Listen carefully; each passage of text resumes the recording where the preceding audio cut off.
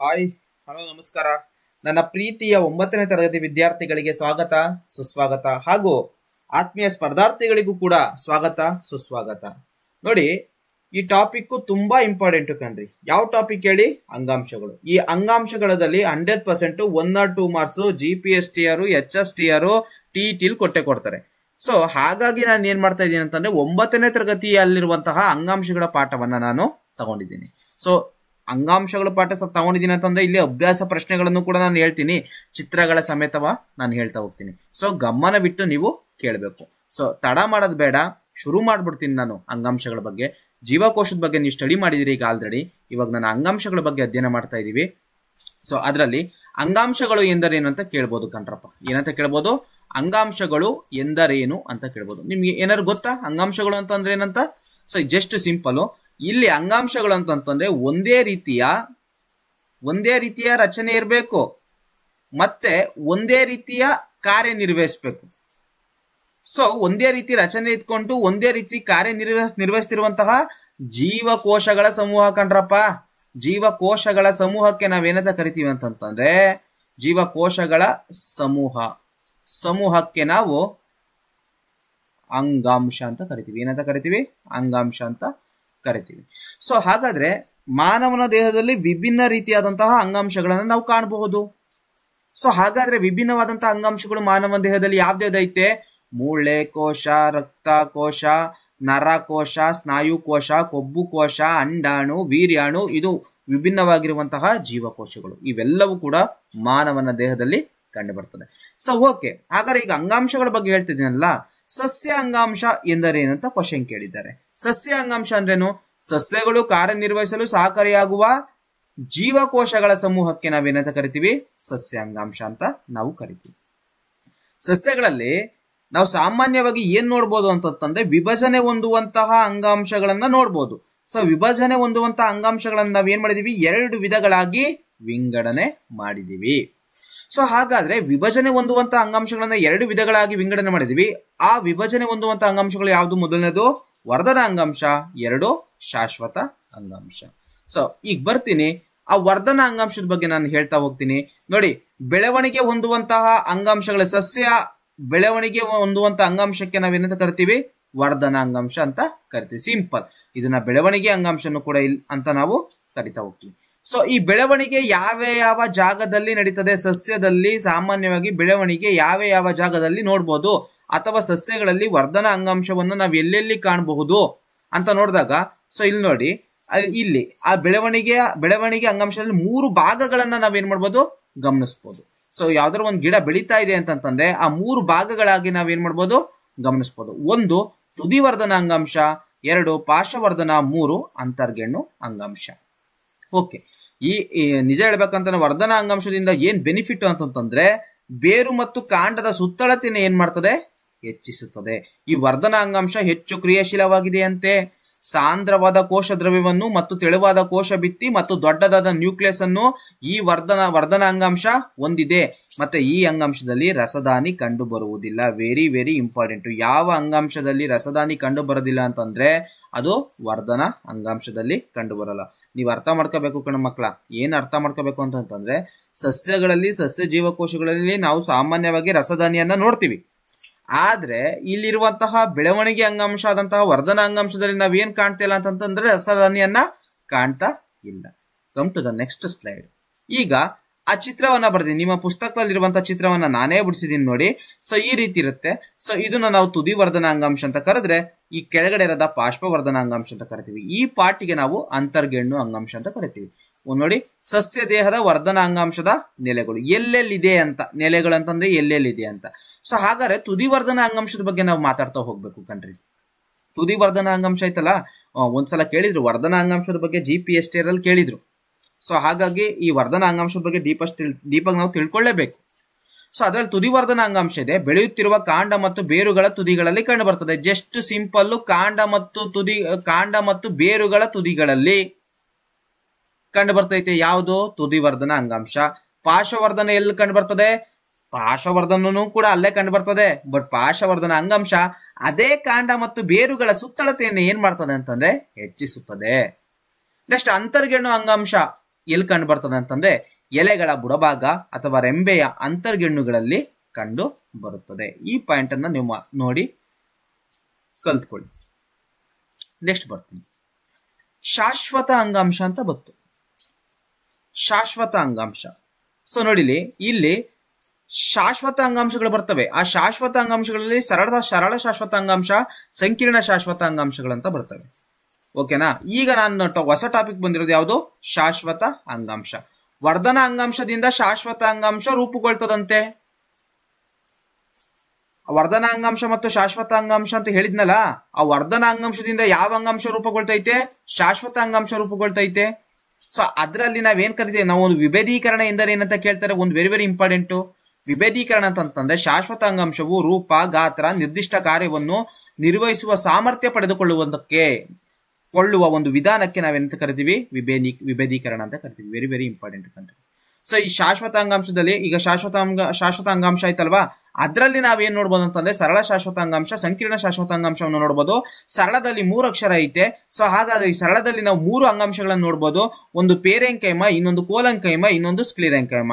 1 2 3 ಸರಳ ಶಾಶ್ವತ ಅಂಗಾಂಶದಲ್ಲಿ 1 2 3 ಪೇರೆಂಕೈಮ, ಕೋಲಂಕೈಮ, ಸ್ಕ್ಲಿರೆಂಕೈಮ.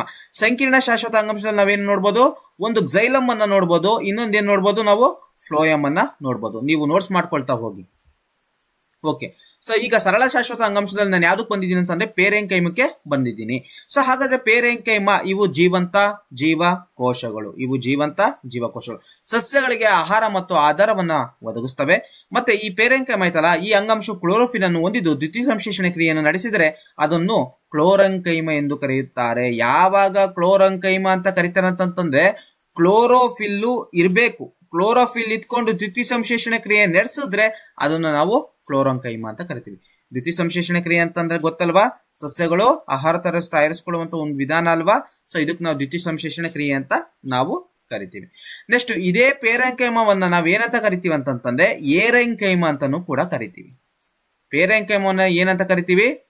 ಏರೆಂಕೈಮ ಅಂತಾನು ಕೂಡ ನಾವು ಕರಿತೀವಿ. ಸೊ ಇಲ್ಲಿ ನೋಡಿ, ಜಲಸಸ್ಯಗಳು ಪೇರೆಂಕೈಮದಲ್ಲಿ ದೊಡ್ಡ ಗಾಳಿ ಚೀಲಗಳಿದ್ದು ಸಸ್ಯಗಳು ತೇಲಲು ಸಹಾಯಕವಾಗ್ತದೆ. ನೋಡಿ, ಈಗ ಜಲಸಸ್ಯಗಳು ಯಾವ್ದೋ ಒಂದು ನೀರಿದೆ ಅಂತ ತಿಳ್ಕೊಳ್ಳಿ, ಅದ್ರ ಮೇಲ್ಗಡೆ ಜಲಸಸ್ಯಗಳಿದಾವೆ ಅಂತ ತಿಳ್ಕೊಳ್ಳಿ, ಅವು ತೇಲ್ತಾ ಇದಾವೆ ಅಂತಂತಂದ್ರೆ ಅಲ್ಲಿ ನಾವೇನ್ ನೋಡ್ಬೋದು ಅಂತಂತಂದ್ರೆ ದೊಡ್ಡ ಗಾಳಿ ಚೀಲಗಳನ್ನ ನೋಡ್ಬೋದು. ಅಲ್ಲಿ ಪೇರೆಂಕೈಮದ ಒಳಗಡೆ ದೊಡ್ಡ ಗಾಳಿ ಚೀಲಗಳನ್ನ ನೋಡ್ಬೋದು. ಆ ಗಾಳಿ ಚೀಲಗಳು ಇರೋದ್ರಿಂದ ಏನಾಗ್ತೈತೆ ಅಂತಂತಂದ್ರೆ ಅದು ತೇಲೋದಕ್ಕೆ ತುಂಬಾ ಸಹಾಯಕವಾಗುವಂತೆ ಸಂಪ್ಲವನ ಶಕ್ತಿಯನ್ನು ಕೊಡುತ್ತದೆ. ಯಾವುದು? ಪೇರೆಂಕೈಮ. ನೆಕ್ಸ್ಟ್, ಕಾಂಡ ಮತ್ತು ಬೇರುಗಳಲ್ಲಿರುವ ಪೇರೆಂಕೈಮ ಅಂಗಾಂಶವು ಪೋಷಕಾಂಶಗಳು ಮತ್ತು ನೀರನ್ನು ಸಹ ಸಂಗ್ರಹಿಸ್ತದೆ. ಈ ಪೇರೆಂಕೈಮ ಐತಲ್ಲ, ಈ ಪೇರೆಂಕೈಮ ಏನ್ ಮಾಡ್ತೈತೆ ಅಂತಂದ್ರೆ ಪೋಷಕಾಂಶ ಮತ್ತು ನೀರನ್ನು ಏನ್ ಮಾಡ್ತೈತೆ? ಸಂಗ್ರಹಣೆ ಮಾಡ್ತಾ ಐತೆ. ನೆಕ್ಸ್ಟ್ ಸ್ಲೈಡಿಗೆ ಬನ್ನಿ. ಕೋಲಂಕೈಮ. ಎಸ್, ಪೇರೆಂಕೈಮ ಆಯ್ತು. ಇವಾಗ ಬರ್ತಾ ಇರೋದು ನಾವು ಕೋಲಂಕೈಮಕ್ಕೆ ಬಂದಿದ್ದೀವಿ. ಸೊ ಕೋಲಂಕೈಮ ಐತಲ್ಲ, ಇದು ಸಸ್ಯದ ಬಾಗುವಿಕೆಗೆ ಸಹಾಯಕವಾಗ್ತದೆ. ಇಟ್ ಮೀನ್ಸ್ ಒಂದ್ ಮರ ಇದೆ ಅಂತಂದ್ರೆ ಅದು ಆ ಕಡೆಗೆ ಈ ಕಡೆಗೆ ತೂಲಾಡ್ತಾ ಇದೆ, ಅಂತಂದ್ರೆ ಅದಕ್ಕೆ ಕಾರಣ ಯಾವ್ದು ಗೊತ್ತಾ? ಸಹಾಯ ಮಾಡ್ತಾ ಇರೋದು ಯಾವ್ದು ಗೊತ್ತಾ? ಕೋಲಂಕೈಮ. ಸೊ ಈ ಸಹಾಯ ಮಾಡ್ತಾ ಇರ್ತಾರೆ. ಇದಕ್ಕೆ ನಾವೇನಂತ ಕರಿತೀವಿ ಅಂತಂದ್ರೆ ಯಾಂತ್ರಿಕ ಆಧಾರ ಅಂತ ಕರಿತೀವಿ. ಯಾಂತ್ರಿಕ ಆಧಾರವನ್ನು ಕೂಡ ಏನ್ ಮಾಡ್ತೈತೆ? ಕೋಲಂಕೈಮ ಒದಗಿಸ್ತೈತೆ. ಅಷ್ಟೇ ಅಲ್ಲ, ಈ ಕೋಲಂಕೈಮದಲ್ಲಿ ಜೀವಂತ ಜೀವಕೋಶಗಳನ್ನು ಕೂಡ ನಾವು ಕಾಣಬಹುದು. ಪೇರೆಂಕೈಮದಲ್ಲೂ ಕೂಡ ನಾವು ಏನ್ ಮಾಡ್ಬೋದು? ಜೀವಂತ ಜೀವಕೋಶಗಳನ್ನು ನಾವು ಕಾಣಬಹುದು ಪೇರೆಂಕೈಮದಲ್ಲೂ. ಅದೇ ತರ ನಾವು ಕೋಲಂಕೈಮದಲ್ಲೂ ಕೂಡ ನಾವು ಜೀವಂತ ಜೀವಕೋಶಗಳನ್ನ ನಾವು ಕಾಣಬಹುದು. ನೆಕ್ಸ್ಟ್ ಈ ಕೋಲಂಕೈಮ ಐತಲ್ಲ, ಸೊ ಕೋಲ್ ಇದ್ದಂಗ ಐತೆ ಕಣ್ರಪ್ಪ. ನೀವು ನೆನ್ಪಿಟ್ಕೊಂಡಿರಿ, ಕೋಲಂಕೈಮ ಕೋಲ್ ಇದ್ದಂಗ ಐತಿ. ಯಾಕೆ ಹಿಂಗೆ ಹೇಳ್ತೀವಿ ಅಂತಂದ್ರೆ ಕೋಲಂಕೈಮ ಸೆಲ್ಸ್ಗಳು ಯಾವಾಗ್ಲೂ ಕೂಡ ಉದ್ದವಾಗಿರ್ತದೆ. ಕೋಲ್ ಯಾವಾಗ್ಲೂ ಉದ್ದ ಆಗಿರ್ತದಲ್ವಾ, ಹಂಗೆ ಕೋಲಂಕೈಮ ಸೆಲ್ಸ್ಗಳು ಕೂಡ ಹೇಗಿರ್ತವೆ? ಉದ್ದವಾಗಿರ್ತದೆ. ಮತ್ತು ಜೀವಕೋಶಗಳು ಪರಸ್ಪರ ಸೇರುವ ಮೂಲೆಗಳಲ್ಲಿ ಅನಿಯಮಿತವಾಗಿ ದಪ್ಪವಾಗಿರ್ತದೆ. ಇಟ್ ಮೀನ್ಸ್ ಇಲ್ಲೊಂದು ಜೀವಕೋಶ ಇದೆ ಅಂತ ತಿಳ್ಕೊಳ್ಳಿ, ಈ ಕಡೆ ಒಂದು ಜೀವಕೋಶ ಇದೆ ಅಂತ ತಿಳ್ಕೊಳ್ಳಿ, ಅಥವಾ ಈ ಕಡೆ ಒಂದು ಜೀವಕೋಶ ಇದೆ ಅಂತ ತಿಳ್ಕೊಳ್ಳಿ. ಸೊ ಈ ಪಾರ್ಟ್ ಐತಲ್ಲ, ಇಲ್ಲಿ ಏನಾಗಿರ್ತದೆ ಅಂತಂದ್ರೆ ದಪ್ಪವಾಗಿರ್ತದಂತೆ. ಪರಸ್ಪರ ಸೇರುವ ಮೂಲೆಗಳಲ್ಲಿ ಅನಿಯಮಿತವಾಗಿ ದಪ್ಪವಾಗಿರ್ತದೆ, ಅಂದ್ರೆ ನಿಯಮಿತವಾಗಿಲ್ಲ. ಅದ್ ಸ್ವಲ್ಪ ನಾರು ಆಗಿರ್ಬೋದು ಅಥವಾ ದಪ್ಪಕಾರ ಆಗಿರ್ಬೋದು. ಈ ಜಾಗ ಏನಾಗಿರ್ತದೆ? ದಪ್ಪಕ್ಕಾಗಿರ್ತದೆ ಅಂತ ಹೇಳ್ತಿದ್ರೆ ಕೋಲಂಕೈಮ ಸೆಲ್ಸ್ ಅಲ್ಲಿ. ನೆಕ್ಸ್ಟ್ ಹೋಗೋಣ, ಸ್ಕ್ಲಿರೆಂಕೈಮ ಸೆಲ್ಸ್. ನೋಡಿ, ಇದು ಸ್ಕ್ಲಿರೆಂಕೈಮ. ನಾನು ಹೇಳ್ತಿರೋದು ಸರಳ ಶಾಶ್ವತ ಅಂಗಾಂಶ. ಅದರಲ್ಲಿ ಯಾವ್ದಾವ್ದು ಬರ್ತದೆ ಹೇಳಿ? ಪೇರೆಂಕೈಮ, ಕೋಲಂಕೈಮ, ಸ್ಕ್ಲಿರೆಂಕೈಮ. ಅದ್ರಲ್ಲಿ ಇವಾಗ ಹೇಳ್ತಿರೋದು ಪೇರೆಂಕೈಮ, ಕೋಲಂಕೈಮ ಇವಾಗ ಹೇಳ್ತಾ ಇರೋದು ಸ್ಕ್ಲಿರೆಂಕೈಮ. ಆ ಸ್ಕ್ಲಿರೆಂಕೈಮ ಬಗ್ಗೆ ಹೇಳ್ತಿದ್ದೀನಿ ನೋಡಿ. ಸಸ್ಯವನ್ನು ದೃಢ ಮತ್ತು ಗಡಸಾಗಿಸುತ್ತದೆ. ಅಷ್ಟೇ ಅಲ್ಲ, ಈ ಸ್ಕ್ಲಿರೆಂಕೈಮ ಸೆಲ್ಸ್ ಎಲ್ಲಿ ಕಂಡು ಬರ್ತದೆ ಅಂತಂದ್ರೆ ತೆಂಗಿನ ಸಿಪ್ಪೆಯಲ್ಲಿ ಕಂಡು ಬರ್ತದೆ. ಇದನ್ನ ನಾವು ಟಿಇಟಿಯಲ್ಲಿ ಕೇಳಿದ್ದು. ಟಿಇಟಿಯಲ್ಲಿ ಇದನ್ನ ಕೇಳಿದ್ರು. ಯಾವಾಗ ಕೇಳಿದ್ರು ಅಂತಂದ್ರೆ 2023ನೇ ಇಸ್ವಿ. 2023ನೇ ಈ ವರ್ಷ ಅಲ್ಲ, ಹೋದ ವರ್ಷ ಏನ್ ಮಾಡಿದ್ರು ಅಂತಂದ್ರೆ ಈ ತೆಂಗಿನ ಸಿಪ್ಪೆಯಲ್ಲಿ ಕಂಡುಬರುವಂತಹ ಸೆಲ್ಸ್ ಯಾವುದು ಅಂತ ಕೇಳಿದ್ರು, ಅಥವಾ ಅಂಗಾಂಶ ಯಾವುದು ಅಂತ ಕೇಳಿದ್ರು. ಇದು ಸ್ಕ್ಲಿರೆಂಕೈಮ ಕಂಡು ಬರ್ತಂತ ನಾವು ಹೇಳ್ಬೇಕು. ಓಕೆನಾ. ನೆಕ್ಸ್ಟ್, ಈ ಸ್ಕ್ಲಿರೆಂಕೈಮ ಸೆಲ್ಸ್ ಐತಲ್ಲ, ತೆಂಗಿನ ಸಿಪ್ಪೆ ಐತಲ್ಲ, ಆ ತೆಂಗಿನ ಸಿಪ್ಪೆ ಯಾವಾಗಲೂ ಕೂಡ ಗಡ್ಸಾಗಿರ್ತದಲ್ವಾ? ಎಸ್, ಗಡ್ಸಾಗಿರ್ತದೆ. ಮತ್ತೆ ಈ ತೆಂಗಿನ ಸಿಪ್ಪೆ ಇರೋದು ನಿರ್ಜೀವ ಜೀವಕೋಶಗಳಿಂದ ಆಗಿದೆ. ಅಷ್ಟೇ ಅಲ್ಲ, ನಾವ್ ಎಲ್ಲೆಲ್ಲಿ ನೋಡ್ಬೋದು ಅಂತಂದ್ರೆ ಸ್ಕ್ಲಿರೆಂಕೈಮ ಸೆಲ್ಸ್ ಗಳನ್ನ ಬೀಜಗಳ ಚಿಪ್ಪಿನ ಗಡಿಸುತನದಲ್ಲಿ ನಾವು ನೋಡ್ಬೋದು. ಸಾಮಾನ್ಯವಾಗಿ ಬೀಜಗಳ ಚಿಪ್ಪಿನ ಗಡಿಸುತನದಲ್ಲಿ ನೋಡ್ಬೋದು. ಅಷ್ಟೇ ಅಲ್ಲ, ನಾವೆಲ್ಲಿ ನೋಡ್ಬೋದು ಅಂತಂದ್ರೆ ಈಗ ನಾವು ಒಂದು ಎಲೆ ಇದೆ ಅಂತ ತಿಳ್ಕೊಳ್ಳೋಣ, ಕನ್ಸಿಡರ್ ಮಾಡ್ಕೊಳ್ಳೋಣ. ಸೊ ಎಲೆಗಳಿದಾವೆ. ಸೊ ಎಲೆಗಳಲ್ಲಿ ಈಗ ನಾನು ಎಲೆ ಚಿತ್ರ ಬಿಡಿಸಿದೀನಿ. ಇಲ್ಲಿ ನಾರುಗಳು ಇರ್ತಾವಲ್ಲ, ಸೊ ಈ ನಾರುಗಳು ಕೂಡ ಏನಾಗಿರ್ತಾವ ಅಂತಂದ್ರೆ ಸ್ಕ್ಲಿರೆಂಕೈಮ ಸೆಲ್ಸ್ ಗಳಿಂದ ಆಗಿರ್ತದೆ. ಸ್ಕ್ಲಿರೆಂಕೈಮ ಸೆಲ್ಸ್ ಗಳಿಂದನೂ ಕೂಡ ಆಗಿರ್ತದೆ. ಓಕೆ, ಈಗ ಸ್ಕ್ಲಿರೆಂಕೈಮ ಸೆಲ್ಸ್ ಬಗ್ಗೆ ಮುಂದುವರೆದಂತೆ ಇವು ಸೆಲ್ಸ್ ಗಳು ಯಾವಾಗಲೂ ಕೂಡ ನೀಳವಾಗಿರ್ತವೆ ಮತ್ತೆ ಕಿರಿದಾಗಿರ್ತದೆ. ಮತ್ತೆ ಯಾವಾಗಲೂ ಸಸ್ಯ ಜೀವಕೋಶದ ಬಗ್ಗೆ ಅಲ್ವಾ ಮಾತಾಡ್ತಾ ಇರೋದು, ನಾವು ಸಸ್ಯ ಅಂಗಾಂಶಗಳ ಬಗ್ಗೆ ಮಾತಾಡ್ತಿರೋದಲ್ವಾ. ಸೊ ಸಸ್ಯ ಅಂಗಾಂಶದಲ್ಲಿ ಏನ್ ಕಾಣ್ತೀವಿ ನಾವು? ಕೋಶ ಭಿತ್ತಿಯನ್ನ ಕಾಣ್ತೀವಿ, ಹೌದಲ್ವಾ? ಈ ಕೋಶ ಭಿತ್ತಿ ಯಾವ್ದ್ರಿಂದ ಮಾಡಲ್ಪಟ್ಟಿರ್ತದೆ? ಸೆಲ್ಯುಲೋಸ್ ನಿಂದ ಮಾಡಲ್ಪಟ್ಟಿರ್ತದೆ. ಸೊ ಇಲ್ಲಿ ನೋಡಿ, ಕೋಶ ಭಿತ್ತಿ ಲಿಗ್ನಿನ್ ಎಂಬ ವಸ್ತುವಿನಿಂದ ಆದಂತಹ ಮಂದವಾಗಿದೆ. ಸೊ ಗಟ್ಟಿಯಾಗ ಕಾರಣ ಯಾವ್ದು ಅಂತಂದ್ರೆ ಕೋಶ ಭಿತ್ತಿ ಲಿಗ್ನಿನ್ ಇಂದ ಆಗಿದೆಯಂತೆ. ನೆಕ್ಸ್ಟ್, ಸೊ ಈ ಲಿಗ್ನಿನ್ ನೋಡಿಲಿ, ಫಾರ್ ಎಕ್ಸಾಂಪಲ್ ನಾವು ತೆಂಗಿನಕಾಯಿ ಸಿಪ್ಪೆನ ನಾವು ಕನ್ಸಿಡರ್ ಮಾಡ್ಕೋಬೇಕು. ತೆಂಗಿನಕಾಯಿ ಅಂತಂದ್ರೆ ಹೊರಗಡೆ ಇರ್ತದಲ್ಲ, ಸಿಪ್ಪೆನ ಕನ್ಸಿಡರ್ ಮಾಡ್ಕೊಂಡು ನಾವು ಕಲಿತಾ ಹೋಗ್ಬೇಕಾಗಿರ್ತದೆ. ಸೊ ಇಲ್ಲಿ ಲಿಗ್ನಿನ್ ಇದೆ ಅಂತೆ, ಕೋಶ ಭಿತ್ತಿ ಇದೆ ಅಂತೆ. ಆ ಕೋಶ ಭಿತ್ತಿ ಒಳಗಡೆ ಏನಿದೆ ಅಂತಂದ್ರೆ ಲಿಗ್ನಿನ್ ಇದೆ ಅಂತೆ. ಸೊ ಲಿಗ್ನಿನ್ ಯಾವ ತರ ಕಾರ್ಯನಿರ್ವಹಿಸ್ತದೆ ಅಂತಂದ್ರೆ ಇದೊಂದು ರಾಸಾಯನಿಕ ವಸ್ತುವಾಗಿದ್ದು ಸಿಮೆಂಟ್ ರೀತಿ ವರ್ತಿಸಿ ಕೋಶ ಭಿತ್ತಿಯನ್ನು ಏನ್ ಮಾಡ್ತದೆ? ಗಟ್ಟಿ ಆಗ್ತದೆ. ಕೋಶ ಭಿತ್ತಿ ಗಟ್ಟಿ ಹಾಕಕ್ಕೆ ಇಲ್ಲಿರುವಂತಹ ತೆಂಗಿನಕಾಯಿ ಸಿಪ್ಪೆ ಏನಾಗ್ತದೆ? ಗಟ್ಟಿ ಆಗ್ತದೆ, ನಿರ್ಜೀವ ಜೀವಕೋಶ ಆಗ್ತದೆ.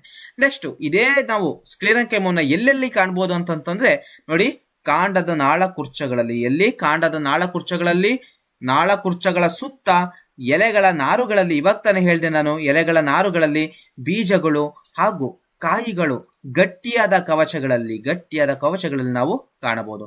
ಈ ಸ್ಕ್ಲಿರೆಂಕೈಮ ಸೆಲ್ಸ್ ಇರೋದ್ರಿಂದ ಸಸ್ಯಗಳಿಗೆ ದೃಢತೆಯನ್ನ ಕೊಡ್ತದೆ. Next, epidermis. Very very important ಕಣ್ರಿ ಎಪಿಡರ್ಮಿಸ್.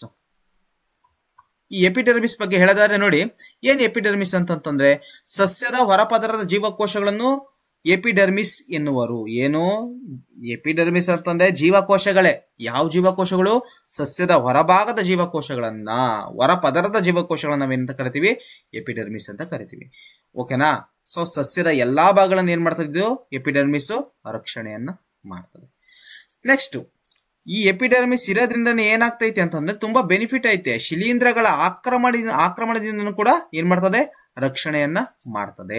ನೆಕ್ಸ್ಟ್, ಸಸ್ಯದ ಹೊರಭಾಗದಲ್ಲಿ ಕಂಡುಬರುವ ಎಪಿಡರ್ಮಲ್ ಜೀವಕೋಶಗಳು ನೀರನ್ನು ಪ್ರತಿರೋಧಿಸುವ ಮೇಣದಂತಹ ಪದಾರ್ಥವನ್ನು ತಮ್ಮ ಹೊರಪದರದಲ್ಲಿ ಸ್ರವಿಸುತ್ತದೆ. ಇಟ್ ಮೀನ್ಸ್, ಫಾರ್ ಎಕ್ಸಾಂಪಲ್, ಇವಾಗ ಒಂದು ಮರ ಇದೆ ಅಂತ ತಿಳ್ಕೊಳ್ಳೋಣ. ಸೊ ಮರದಲ್ಲಿ ಇಲ್ಲಿ ಹೊರಗಡೆ ಹೊರಪದರದ ಜೀವಕೋಶಗಳನ್ನ ನಾವು ಎಪಿಡರ್ಮಿಸ್, ಈ ಭಾಗವನ್ನ ನಾವ್ ಏನಂತ ಕರೆಯೋಣ? ಎಪಿಡರ್ಮಿಸ್ ಅಂತ ಕರೆಯೋಣ. ಸೊ ಈ ಎಪಿಡರ್ಮಿಸ್ ಇದೆಯಲ್ಲ, ಸೊ ಈ ಜಾಗದಲ್ಲಿ ನಾವ್ ಏನ್ ನೋಡ್ಬೋದು ಅಂತಂದ್ರೆ ಮೇಣದಂತಹ ಪದಾರ್ಥವನ್ನ ನಾವು ನೋಡ್ಬೋದು. ಮೇಣದಂತಹ ಪದಾರ್ಥವನ್ನ ಸ್ರವಿಸ್ತದೆ. ಸೊ ಹಿಂಗ್ ಸ್ರವಿಸೋದ್ರಿಂದ ಶಿಲೀಂಧ್ರಗಳ ಆಕ್ರಮಣದಿಂದ ಏನಾಗ್ತದೆ? ಆ ಗಿಡ ರಕ್ಷಣೆಯನ್ನ ಪಡೆಯುತ್ತದೆ. ನೆಕ್ಸ್ಟ್, ಈ ಎಪಿಡರ್ಮಲ್ ಜೀವಕೋಶಗಳು ಯಾವ ಶೇಪ್ ಇದೆ ಅಂತಂದ್ರೆ ಸಾಪೇಕ್ಷವಾಗಿ ಚಪ್ಪಟೆಯಾಗಿದ್ದಾವೆ. ಎಪಿಡರ್ಮಿಸ್ ಯಾವಾಗಲೂ ಕೂಡ ಯಾವ ಶೇಪ್ ಇದಾವೆ? ಚಪ್ಪಟೆಯಾಗಿದ್ದಾವೆ. ನೆಕ್ಸ್ಟ್, ಇದೇ ಎಪಿಡರ್ಮಿಸ್ ನ ಮೇಲೆ ಸಣ್ಣ ರಂಧ್ರಗಳನ್ನ ನಾವು ಕಾಣಬಹುದು. ಸೊ ಈ ಸಣ್ಣ ರಂಧ್ರಗಳಿಗೆ ನಾವೇನಂತ ಕರಿತೀವಿ? ಪತ್ರರಂಧ್ರ ಅಂತ ಕರಿತೀವಿ. ಉಸಿರಾಟ ಆಗೋದು ಇದೇ ಜಾಗ ತಾನೆ. ಸೊ ಸಸ್ಯಗಳ ಉಸಿರಾಟದು ಕೂಡ ಆಗೋದು ಇದೇ ಜಾಗ. ನೆಕ್ಸ್ಟ್, ಮರುಭೂಮಿಯ ಸಸ್ಯಗಳಲ್ಲಿ ಎಪಿಡರ್ಮಿಸ್ ಹೊರಪದರವು ಕ್ಯೂಟಿನ್ ನಿಂದ ಆಗಿದೆ. ಇದು ವೆರಿ ವೆರಿ ಇಂಪಾರ್ಟೆಂಟ್. ರೆಡ್ಡಿಂಗ್ ಕರ ಹಾಕಿದೀನಿ ನೋಡಿ. ಮರುಭೂಮಿಯ ಸಸ್ಯಗಳಲ್ಲಿ ಎಪಿಡರ್ಮಿಸ್ ನ ಹೊರಪದರವು ಕ್ಯೂಟಿನ್ ನಿಂದ ಆಗಿದೆ. ಸೊ ಅಲ್ಲಿ ನಾವು ಮರುಭೂಮಿಯಲ್ಲಿ ನಾವು ಜಡೆಕಳ್ಳಿ ನೋಡ್ಬೋದು, ಪಾಪಸ್ ಕಳ್ಳಿ ನೋಡ್ಬೋದು. ಇವೆಲ್ಲವೂ ಕೂಡ ನಾವು ಗಿಡಗಳನ್ನ ನೋಡ್ಬೋದು. ಸೊ ಅಲ್ಲಿ ಹೊರಪದರ ಯಾವ್ದ್ರಿಂದ ಆಗಿದೆ ಅಂತಂದ್ರೆ ಕ್ಯೂಟಿನ್ ನಿಂದ ಆಗಿದೆ. ನಮ್ಮಲ್ಲಿ ಯಾವ ಹೊರಪದರ ಯಾವ್ದ್ರಿಂದ ಆಗಿದೆ ಅಂತಂದ್ರೆ ಮೇಣದಂತಹ ದ್ರವ ಪದಾರ್ಥದಿಂದ ಆಗಿದೆ. ನೀವು ಅರ್ಥ ಮಾಡ್ಕೋಬೇಕು. ಓಕೆ, ನೆಕ್ಸ್ಟ್ ಹೋಗೋಣ. ನೆನಪಿಡಿ, ತೊಗಟೆಯ ಜೀವಕೋಶಗಳು ನಿರ್ಜೀವವಾಗಿರ್ತದೆ. ತೊಗಟೆಯ ಜೀವಕೋಶಗಳು ನಿರ್ಜೀವವಾಗಿರ್ತದೆ. ನಿಮ್ಗೆ ಗೊತ್ತು, ರಾಬರ್ಟ್ ಹುಕ್ ಅವರು ಏನ್ ಮಾಡ್ತಾರೆ ಅಂತಂದ್ರೆ ಮರದ ತೊಗಟೆಯನ್ನು ತಗೊಂಡು ಏನ್ ಮಾಡ್ತಾರೆ? ನಿರ್ಜೀವ ಜೀವಕೋಶಗಳನ್ನ ಅಧ್ಯಯನ ಮಾಡ್ತಾರೆ. ಜೇನಿನ ಗೂಡಿ ತರ ಕಾಣ್ತಾ ಇರ್ತದೆ. ಸೊ ಅದನ್ನ ರಾಬರ್ಟ್ ಹುಕ್ ಅವರು ಸ್ಟಡಿ ಮಾಡ್ತಾರೆ. ಅಲ್ಲಿ ಜೀವಕೋಶ ಇದೆ. ಒಂದು ಜೀವಿಯ ರಚನಾತ್ಮಕ ಮತ್ತು ಕಾರ್ಯಾತ್ಮಕ ಘಟಕಕ್ಕೆ ಜೀವಕೋಶನೇ ಕಾರಣ ಅಂತ ಜೀವಕೋಶವನ್ನ ಕಂಡುಹಿಡಿದಿತ್ತು ರಾಬರ್ಟ್ ಹುಕ್. ಓಕೆನಾ. ಸೊ ಈ ಮರದ ತೊಗಟೆ ಆಯ್ತಲ್ಲ, ತೊಗಟೆಯಲ್ಲೂ ಕೂಡ ಜೀವಕೋಶಗಳಿರ್ತವೆ. ಬಟ್ ಅಲ್ಲಿ ಇರೋದು ಸಾಮಾನ್ಯವಾಗಿ ನಿರ್ಜೀವವಾಗಿರುವಂತಹ ಜೀವಕೋಶಗಳು. ಮತ್ತೆ ತೊಗಟೆಯ ಪದರಲ್ಲಿ ಸೂಬರಿನ್ ವೆರಿ ವೆರಿ ಇಂಪಾರ್ಟೆಂಟ್ ಕಂಡಿದ್ದು. ತೊಗಟೆಯ ಪದರಗಳಲ್ಲಿ ಸೂಬರಿನ್ ಎಂಬ ರಾಸಾಯನಿಕವಿದ್ದು ಕಾಂಡದೊಳಗೆ ಗಾಳಿ ನೀರು ಪ್ರವೇಶಿಸದಂತೆ ತಡೆಯುತ್ತದೆ. ಸೊ ಯಾವ್ದಾರ ಒಂದು ಕಾಂಡ ಇದೆ ಅಂತ ತಿಳ್ಕೊಳ್ಳೋಣ. ಸೊ ಕಾಂಡದಲ್ಲಿ ಈಗ ನೋಡಿ ತೊಗಟೆ ಅಂತ ತಿಳ್ಕೊಳ್ಳೋಣ. ಈ ತೊಗಟೆಯಲ್ಲಿ ಯಾವ ಒಂದು ರಾಸಾಯನಿಕ ಇದೆ ಅಂತಂದ್ರೆ ಸೂಬರಿನ್ ಐತೆ. ಆ ಸೂಬರಿನ್ ಇರೋದ್ರಿಂದ ಏನಾಗ್ತೈತೆ, ಗಾಳಿನೂ ಪ್ರವೇಶ ಆಗ್ತಿಲ್ಲ, ನೀರು ಕೂಡ ಪ್ರವೇಶ ಆಗದಂತೆ ಏನ್ ಮಾಡ್ತೈತೆ, ತಡೆಯುತ್ತೈತೆ. ಯಾವುದು, ಸೂಬರಿನ್ ಎನ್ನುವ ಒಂದು ರಾಸಾಯನಿಕ ವಸ್ತು. ಅದೆಲ್ಲೈತೆ, ಮರದ ತೊಗಟೆಯ ಮೇಲಿದೆ. ನೆಕ್ಸ್ಟ್ ಈಗ ಸರಳ ಶಾಶ್ವತ ಅಂಗಾಂಶದ ಬಗ್ಗೆ ಹೇಳಿತ್ತಲ್ವ ನಾವಿಷ್ಟೊತ್ತು. ಹಾಗಾದ್ರೆ ಸರಳ ಶಾಶ್ವತ ಅಂಗಾಂಶದಲ್ಲಿ ಪೇರೆಂಕೈಮ, ಕೋಲೆಂಕೈಮ, ಸ್ಕ್ಲೆರೆಂಕೈಮ ಅಂತ ಹೇಳಿದೆ. ಸರಳ ಶಾಶ್ವತ ಅಂಗಾಂಶ ಅಂತಂದ್ರೆ ಏನಂತ ಹೇಳಿರ್ಲಿಲ್ಲ. ಸೊ ಬರ್ದಿಟ್ಕೊಬಿಡಿ, ಬೇಕಾಗುತ್ತೆ. ವಿವಿಧ ರೀತಿಯ ಅಂಗಾಂಶಗಳೆಲ್ಲ ಪರಸ್ಪರ ಒಂದೇ ರೀತಿ ಕಾಣುವ ಒಂದು ವಿಧದ ಜೀವಕೋಶಗಳಿಂದ ಮಾಡಲ್ಪಟ್ಟಿದೆ. ಅಂತಹ ಅಂಗಾಂಶಗಳನ್ನು ನಾವು ಸರಳ ಶಾಶ್ವತ ಅಂಗಾಂಶ ಅಂತ ಕರಿತೀವಿ. ನೆಕ್ಸ್ಟ್ ಸಂಕೀರ್ಣ ಶಾಶ್ವತ ಅಂಗಾಂಶ. ಏನ್ ಸಂಕೀರ್ಣ ಶಾಶ್ವತ ಅಂಗಾಂಶ ಅಂತಂದ್ರೆ ಒಂದಕ್ಕಿಂತ ಹೆಚ್ಚು ವಿಧದ ಜೀವಕೋಶಗಳಿಂದಾಗಿದ್ದಾವೆ. ಹೆಚ್ಚು ವಿಧದ ಅಂದ್ರೆ ವಿಭಿನ್ನವಾದಂತಹ ಜೀವಕೋಶಗಳನ್ನು ನಾವಿಲ್ಲಿ ನೋಡಬಹುದು. ಈ ಎಲ್ಲಾ ವಿಧದ ಜೀವಕೋಶಗಳು ಸೇರಿ ಒಂದು ಸಾಮಾನ್ಯ ಕಾರ್ಯವನ್ನ ನಿರ್ವಹಿಸ್ತದೆ. ಅರ್ಥ ಮಾಡ್ಕೊಳ್ಳಿ, ಇಲ್ಲಿ ವಿಭಿನ್ನವಾದಂತಹ ಜೀವಕೋಶಗಳಿದಾವಂತೆ. ಆ ವಿಭಿನ್ನವಾದಂತಹ ಜೀವಕೋಶಗಳು ಇದ್ರೂ ಕೂಡ ಒಂದೇ ತರ ಕಾರ್ಯವನ್ನು ನಿರ್ವಹಿಸ್ತದಂತೆ. ಸೊ ಇಂಥದ್ಕೆ ನಾವೇನಂತ ಕರಿತೀವಿ ಅಂತಂದ್ರೆ ಸಂಕೀರ್ಣ ಶಾಶ್ವತ ಅಂಗಾಂಶ ಅಂತ ಕರಿತೀವಿ. ಕಾಂಪ್ಲೆಕ್ಸ್ ಪರ್ಮನೆಂಟ್ ಟಿಶ್ಯೂ ಅಂತ ಕರಿತೀವಿ. ಓಕೆ, ಇದೇ ಸಂಕೀರ್ಣ ಶಾಶ್ವತ ಅಂಗಾಂಶದಲ್ಲಿ ನಾವು ಏನೇ ನೋಡ್ಬೋದು ಅಂತಂದ್ರೆ xylem ನೋಡ್ಬೋದು ಮತ್ತೆ ಫ್ಲೋಯಂ ನೋಡ್ಬೋದು. xylem ಮತ್ತು ಫ್ಲೋಯಂ ಇವೆರಡೂ ಕೂಡ ವಾಹಕ ಅಂಗಾಂಶಗಳು. ನೆಕ್ಸ್ಟ್ ಈ xylem ಮತ್ತು ಫ್ಲೋಯಂ ಎರಡೂ ಸೇರಿ ಏನನ್ನ ನಿರ್ಮಿಸ್ತವಂತಂದ್ರೆ ನಾಳಕುರ್ಚವನ್ನ ನಿರ್ಮಿಸ್ತದೆ. ಏನನ್ನ ನಿರ್ಮಿಸ್ತದೆ? ನಾಳಕುರ್ಚಗಳನ್ನ ನಿರ್ಮಿಸ್ತದೆ. ಯಾವುದು? xylem ಮತ್ತೆ ಫ್ಲೋಯಂ. ನೆಕ್ಸ್ಟ್ ವಾಹಕ ಅಂಗಾಂಶಗಳು ಮತ್ತು ನಾಳಕುರ್ಚಗಳು ಮೇಲ್ಮಟ್ಟದ ಸಸ್ಯಗಳ ವಿಶಿಷ್ಟ ಗುಣಲಕ್ಷಣಗಳಾಗಿವೆ. ಇಟ್ ಮೀನ್ಸ್ xylem ಮತ್ತು ಫ್ಲೋಯಂಗಳು ಇದಾವೆ ಅಂತಂತಂದ್ರೆ, xylem ಅಂಡ್ ಫ್ಲೋಯಂ ಇವೆರಡೂ ಕೂಡ ಇದಾವೆ ಅಂತಂತಂದ್ರೆ ಅವು ಮೇಲ್ಮಟ್ಟದ ಸಸ್ಯಗಳು ಅಂತ ಅರ್ಥ. ಯಾವುದೇ ಸಸ್ಯವನ್ನ ತಗೊಂಡ್ರು ಕೂಡ ಅಲ್ಲಿ xylem ಫ್ಲೋಯಂ ಇದ್ರೆ ಅದು ಮೇಲ್ಮಟ್ಟದ ಸಸ್ಯವರ್ಗ. ಮತ್ತೆ ನಾಳಕುರ್ಚಗಳಿದ್ರೆ ಅದು ಮೇಲ್ಮಟ್ಟದ ಸಸ್ಯವರ್ಗ. ನಾಳಕುರ್ಚಗಳು ಹೆಂಗ್ ಉಂಟಾಗ್ತೈತೆ? xylem ಮತ್ತು ಫ್ಲೋಯಂ ಇಂದ ಏನಾಗ್ತೈತೆ? ನಾಳಕುರ್ಚಗಳು ಉಂಟಾಗ್ತೈತೆ. ಅದನ್ನ ನೀವು ಅರ್ಥ ಮಾಡ್ಕೊಂಡಿರ್ಬೇಕು. ನೆಕ್ಸ್ಟ್ ಸ್ಲೈಡ್ಗೆ ಹೋಗೋಣ ಬನ್ನಿ. ಸೊ ಅದೇ xylem ಬಗ್ಗೆ ಹೇಳ್ತಾ ಇದ್ದೀವಿ. ಈಗ ಈ xylem ಅನ್ನ ಸಾಮಾನ್ಯವಾಗಿ ನಾವು ವಾಟರ್ ಕಂಡಕ್ಟಿಂಗ್ ಟಿಶ್ಯೂ ಅಂತ ಕರಿತೀವಿ. ಏನಂತ ಕರಿತೀವಿ? Water conducting tissue. It means ಕನ್ನಡದಲ್ಲಿ ನಾವೇನಂತ ಕರಿತೀವಿ? ನೀರಿನ ಸಾಗಾಣಿಕೆ ಅಂಗಾಂಶ ಅಂತ ಕರಿತೀವಿ. xylem ಅನ್ನ ನಾವು ನೀರಿನ ಸಾಗಾಣಿಕೆ ಅಂಗಾಂಶ ಅಂತ ಕರಿತೀವಿ. ಆ xylem ಒಳಗಡೆ ಸಾಮಾನ್ಯವಾಗಿ 3 ಭಾಗಗಳನ್ನ ನೋಡ್ಬೋದು ನಾವು. ಅದ್ಯಾವ್ದು ಅಂತಂದ್ರೆ ಟ್ರೇಕಿಡ್, ನಾಳಗಳು ಮತ್ತೆ xylem ಪೇರೆಂಕೈಮವನ್ನ ನೋಡ್ಬೋದು. ಸೊ ಇದೇ ಟ್ರೇಕಿಡ್ ಕಣ್ರಪ್ಪ, ಇದೇನಪ್ಪ? ನಾಳಗಳು. ಸೊ ನಾಳಗಳು ಇದೇನಿದು? xylem ಪೇರೆಂಕೈಮ. ಸೊ ಇದ್ರ ಬಗ್ಗೆ ನಾವು ತಿಳ್ಕೊಳ್ತಾ ಹೋಗೋಣ ಬನ್ನಿ. ಎಸ್, xylem ಅಂಗಾಂಶವು ಟ್ರೇಕಿಡ್ಗಳು, ನಾಳಗಳು, xylem ಪೇರೆಂಕೈಮ ಮತ್ತು xylem ನಾರುಗಳಿಂದ ಹೊಂದಿದೆ. ನೀವು ಅರ್ಥ ಮಾಡ್ಕೋಬೇಕು. xylem ಯಾವ್ದ್ರಿಂದ ಆಗ್ತೈತೆ ಅಂತಂದ್ರೆ ನೀರನ್ನ ಸಾಗಾಣಿಕೆ ಮಾಡ್ತದ ಕಣ್ರಿ. ಯಾವ್ದು? xylem ಕಣ್ರಿ. ಅದೊಂದು ಅಂಗಾಂಶ ಕಣ್ರಿ, ವಾಹಕ ಅಂಗಾಂಶ. ಈ ವಾಹಕ ಅಂಗಾಂಶದಲ್ಲಿ ಏನೇನ್ ಕಂಡ್ಬರ್ತದ ಕಣ್ರಿ? ಏನೇನ್ ಕಂಡ್ಬರ್ತದ ಅಂತಂದ್ರೆ ಟ್ರೇಕಿಡ್, ನಾಳಗಳು, xylem ಪೇರೆಂಕೈಮ ಮತ್ತು xylem ನಾರುಗಳು ಎಲ್ಲಾ ಸೇರ್ಕೊಂಡು ಏನಾಗೈತೆ ಅಂತಂದ್ರೆ xylem ಆಗೈತೆ. ಆ ಟ್ರೇಕಿಡ್ ಮತ್ತು ನಾಳಗಳು ದಪ್ಪವಾದ ಕೋಶ ಭಿತ್ತಿಯನ್ನು ಹೊಂದಿವೆ ಅಂತೆ. ಅರ್ಥ ಮಾಡ್ಕೋಬೇಕು. ಈ ಚಿತ್ರಕ್ಕೆ ಹೋಗೋಣ ನೋಡಿ. ಆ ಟ್ರೇಕಿಡ್ ಮತ್ತು ನಾಳಗಳನ್ನ ನೋಡಿದ್ರೆ ಅವು ದಪ್ಪವಾದಂತ ಕೋಶ ಭಿತ್ತಿಯನ್ನ ಹೊಂದಿವೆ ಮತ್ತು ನಿರ್ಜೀವ ಜೀವಕೋಶಗಳಾಗಿದೆವಂತೆ. ಇವು ನಿರ್ಜೀವ ಜೀವಕೋಶಗಳು ಆಗಿದಾವೆ. ಅರ್ಥ ಮಾಡ್ಕೋಬೇಕು. ಇವೆರಡೂ ಕೂಡ ನಿರ್ಜೀವ ಜೀವಕೋಶಗಳು. ನೆಕ್ಸ್ಟ್ ಟ್ರೇಕಿಡ್ ಮತ್ತು ನಾಳಗಳು ಕೊಳವೆ ಆಕಾರದ ರಚನೆಯನ್ನು ಹೊಂದಿದೆ. ಹೌದಲ್ವಾ? ಅವೆಲ್ಲವೂ ಕೂಡ ಕೊಳೆ ಆಕಾರದ ರಚನೆ ಇದ್ದು ತಾನೆ. ಮತ್ತು ನೀರು ಮತ್ತು ಲವಣಗಳು ಮೇಲ್ಮುಖವಾಗಿ ಸಾಗಿಸಲು ಏನ್ ಮಾಡ್ತದೆ? ಸಹಾಯಕ ಮಾಡ್ತದೆ. ಸೊ ಈಗ ನೀರು ಸಾಗಾಣಿಕೆ ಆಗ್ಬೇಕು ಅಂತಂದ್ರೆ ಬೇರಿನ ಮೂಲಕನೇ ಸಾಗಾಣಿಕೆ ಆಗ್ಬೇಕಲ್ವಾ? ಸೊ ಬೇರಿನ ಮೂಲಕನೇ ಸಾಗಾಣಿಕೆ ಆಗ್ಬೇಕು. ಸೊ ಈಗ ನೋಡಿಲಿ, ಈ ಬೇರು ಅಂತ ತಿಳ್ಕೊಳ್ಳೋಣ, ಇದು ಮರ ಅಂತ ತಿಳ್ಕೊಳ್ಳೋಣ. ಸೊ ಇದ್ರ ಮೂಲಕನೇ ಏನಾಗಬೇಕು? ಸಾಗಾಣಿಕೆ ಆಗ್ಬೇಕಲ್ವಾ? ಇದು ಮರ, ಓಕೆನಾ? ಇದು ಮರ. ಸೊ ಬೇರೆ ಮೂಲಕ ನೀರ್ ಸಾಗಾಣಿಕೆ ಆಗ್ಬೇಕು, ಮೇಲ್ಮುಖವಾಗಿ ಸಾಗಾಣಿಕೆ ಆಗ್ಬೇಕು ಅಂತಂದ್ರೆ ಅದಕ್ಕೆ ಬೇಕಾಗಿರೋದು, ಸಹಾಯ ಮಾಡ್ತಿರೋದು ಯಾವ್ದು ಅಂತಂದ್ರೆ ಟ್ರೇಕಿಡ್ ಮತ್ತೆ ನಾಳಗಳು. ನೆಕ್ಸ್ಟ್ xylem ಪೇರೆಂಕೈಮ ಆಯ್ತಲ್ಲ, ಇದೇನ್ ಮಾಡ್ತದೆ? ಜೈಲಂ ಪೇರೆಂಕೈಮ ಏನ್ ಮಾಡ್ತದೆ ಅಂತಂದ್ರೆ ಆಹಾರವನ್ನ ಸಂಗ್ರಹಣೆ ಮಾಡ್ತದೆ. ಮತ್ತೆ ಜೈಲಂ ನಾರಿದೆಯಲ್ಲ, ಇದು ಪ್ರಧಾನವಾಗಿ ಸಸ್ಯ ದೇಹಕ್ಕೆ ಆಧಾರವನ್ನು ಏನ್ ಮಾಡ್ತದೆ, ಒದಗಿಸುವ ಕಾರ್ಯ ನಿರ್ವಹಿಸುತ್ತದೆ. ನೆಕ್ಸ್ಟ್ ಹೋಗೋಣ ಬನ್ನಿ. ಈಗ ಜೈಲಂ ಆಯ್ತು. ಈಗ ನೋಡಿಲಿ ಅರ್ಥ ಮಾಡ್ಕೋಬೇಕು. ನಾನು ನೋಡಿ ಹೇಳ್ತಾ ಇದ್ದೀನಿ, ಅಂಗಾಂಶಗಳಂತ ಬಂತು, ಸಸ್ಯ ಅಂಗಾಂಶ ಮತ್ತು ಪ್ರಾಣಿ ಅಂಗಾಂಶ ಅಂತ ಬರ್ತವೆ. ಸಸ್ಯ ಅಂಗಾಂಶದಲ್ಲಿ ಸರಳ ಶಾಶ್ವತ ಅಂಗಾಂಶ, ಸಂಕೀರ್ಣ ಶಾಶ್ವತ ಅಂಗಾಂಶ ಬರ್ತದೆ. ಇನ್ನೂ ಒಂದ್ಸಲ ಹೇಳ್ತಾ ಇದ್ದೀನಿ, ಸರಳ ಶಾಶ್ವತ ಅಂಗಾಂಶದಲ್ಲಿ ನಾವು ಪೇರೆಂಕೈಮ, ಕೋಲೆಂಕೈಮ, ಸ್ಕ್ಲೆರೆಂಕೈಮ ಬಗ್ಗೆ ಹೇಳಿದೆ. ಸಂಕೀರ್ಣ ಶಾಶ್ವತ ಅಂಗಾಂಶದಲ್ಲಿ ನಾನು ಜೈಲಂ ಹೇಳ್ತಾ ಇದ್ದೀನಿ ಮತ್ತೆ ಫ್ಲೋಯಂ ಅನ್ನೇ ಹೇಳ್ತಾ ಇದ್ದೀನಿ. ಜೈಲಂ ಇವಾಗ ಮುಗಿಸಾಯ್ತು. ಇವಾಗ ಹೇಳ್ತಿರೋದು ಯಾವುದು, ಫ್ಲೋಯಂಗೆ ಬರ್ತಾ ಇದ್ದೀನಿ. ಸೊ ಈ ಫ್ಲೋಯಂ, ಈ ಚಿತ್ರ ನೋಡ್ತಾ ಇದೀನಲ್ಲ, ಫ್ಲೋಯಂ ಅನ್ನ ಅಡ್ಡ ಸಿಡಿಕೆ ನೋಟ, ಕ್ರಾಸ್ ಸೆಕ್ಷನ್ ಆಫ್ ಫ್ಲೋಯಂ ಅಂತ ಕರಿತೀವಿ ನಾವು. ಇದನ್ನ ಎಂತ ಕರಿತೀವಿ, ಕ್ರಾಸ್ ಸೆಕ್ಷನ್ ಆಫ್ ಫ್ಲೋಯಂ ಅಂತ ಕರಿತೀವಿ ಕಣ್ರಪ್ಪ. ಸೊ ಈಗ ಫ್ಲೋಯಂ ಅನ್ನ ನಾವು ಅಡ್ಡ ಸಿಳಿಕೆ ಮಾಡಿ ನೋಡಿದಾಗ ಸೂಕ್ಷ್ಮದರ್ಶಕದ ಅಡಿಯಲ್ಲಿ ಅಲ್ಲಿ ನಾವೇನೇನ್ ಕಾಣ್ಬೋದು ಅಂತಂದ್ರೆ ಜರಡಿ ತಟ್ಟೆ, ಜರಡಿ ನಾಳ, ಫ್ಲೋಯಂ ಪೇರೆಂಕೈಮ, ಸಂಗಾತಿ ಜೀವಕೋಶಗಳನ್ನು ನಾವು ಕಾಣಬಹುದು. ಫ್ಲೋಯಂ ಅಂತ ಅಂದ್ರೇನು, ಇದು ಕೂಡ ವಾಹಕ ಅಂಗಾಂಶ. ಇದೇನಕ್ಕೆ ವಾಹಕ ಅಂಗಾಂಶ ಕರೀತಾರೆ ಅಂತಂದ್ರೆ ಆಹಾರವನ್ನ ಸಾಗಾಣಿಕೆ ಮಾಡ್ತದೆ. ಯಾವುದು, ಫ್ಲೋಯಂ. ಆಹಾರವನ್ನ ಸಾಗಾಣಿಕೆ ಮಾಡೋದು ಯಾವುದು, ಫ್ಲೋಯಂ. ನೀರು ಮತ್ತು ಲವಣಗಳನ್ನ ಸಾಗಾಣಿಕೆ ಮಾಡೋದು ಯಾವುದು, ಜೈಲಂ. ನೆನ್ಪಿಟ್ಕೊಂಡಿರಿ. ಸೊ ಫ್ಲೋಯಂ ನಲ್ಲಿ ಯಾವ್ಯಾವ ಭಾಗಗಳನ್ನು ನೋಡ್ತಿದ್ವಿ, ಜರಡಿ ತಟ್ಟೆ, ಜರಡಿ ನಾಳ, ಫ್ಲೋಯಂ ಪೇರೆಂಕೈಮ, ಸಂಗಾತಿ ಜೀವಕೋಶಗಳು. ನೆಕ್ಸ್ಟ್ ಬರೋಣ. ಸೊ ಅಲ್ಲಿ ಅದನ್ನೇ ಬರ್ದಿರೋದು ಇಲ್ಲಿ. ಸೊ ಫ್ಲೋಯಂ 4 ವಿಧದ ಜೀವಕೋಶಗಳಿಂದ ಆಗಿದ್ದಾವೆ. ಸೊ ಅವೇ ಇವು ಇವಾಗ ಹೇಳಿತ್ತು. ನೆಕ್ಸ್ಟ್, ಜರಡಿ ನಾಳಗಳು ಕೊಳವೆಯಾಕಾರದ ಜೀವಕೋಶಗಳಾಗಿದ್ದಾವೆ, ರಂಧ್ರಗಳುಳ್ಳ ಭಿತ್ತಿಯನ್ನ ಹೊಂದಿದ್ದಾವೆ. ಸೊ ಜರಡಿ ನಾಳವನ್ನು ನೋಡಿ. ಸೊ ಈ ಪಾರ್ಟ್ ಇದೆಯಲ್ಲ, ಇದು ಕೊಳವೆ ಆಕಾರ ಇದೆ ಅಂತೆ.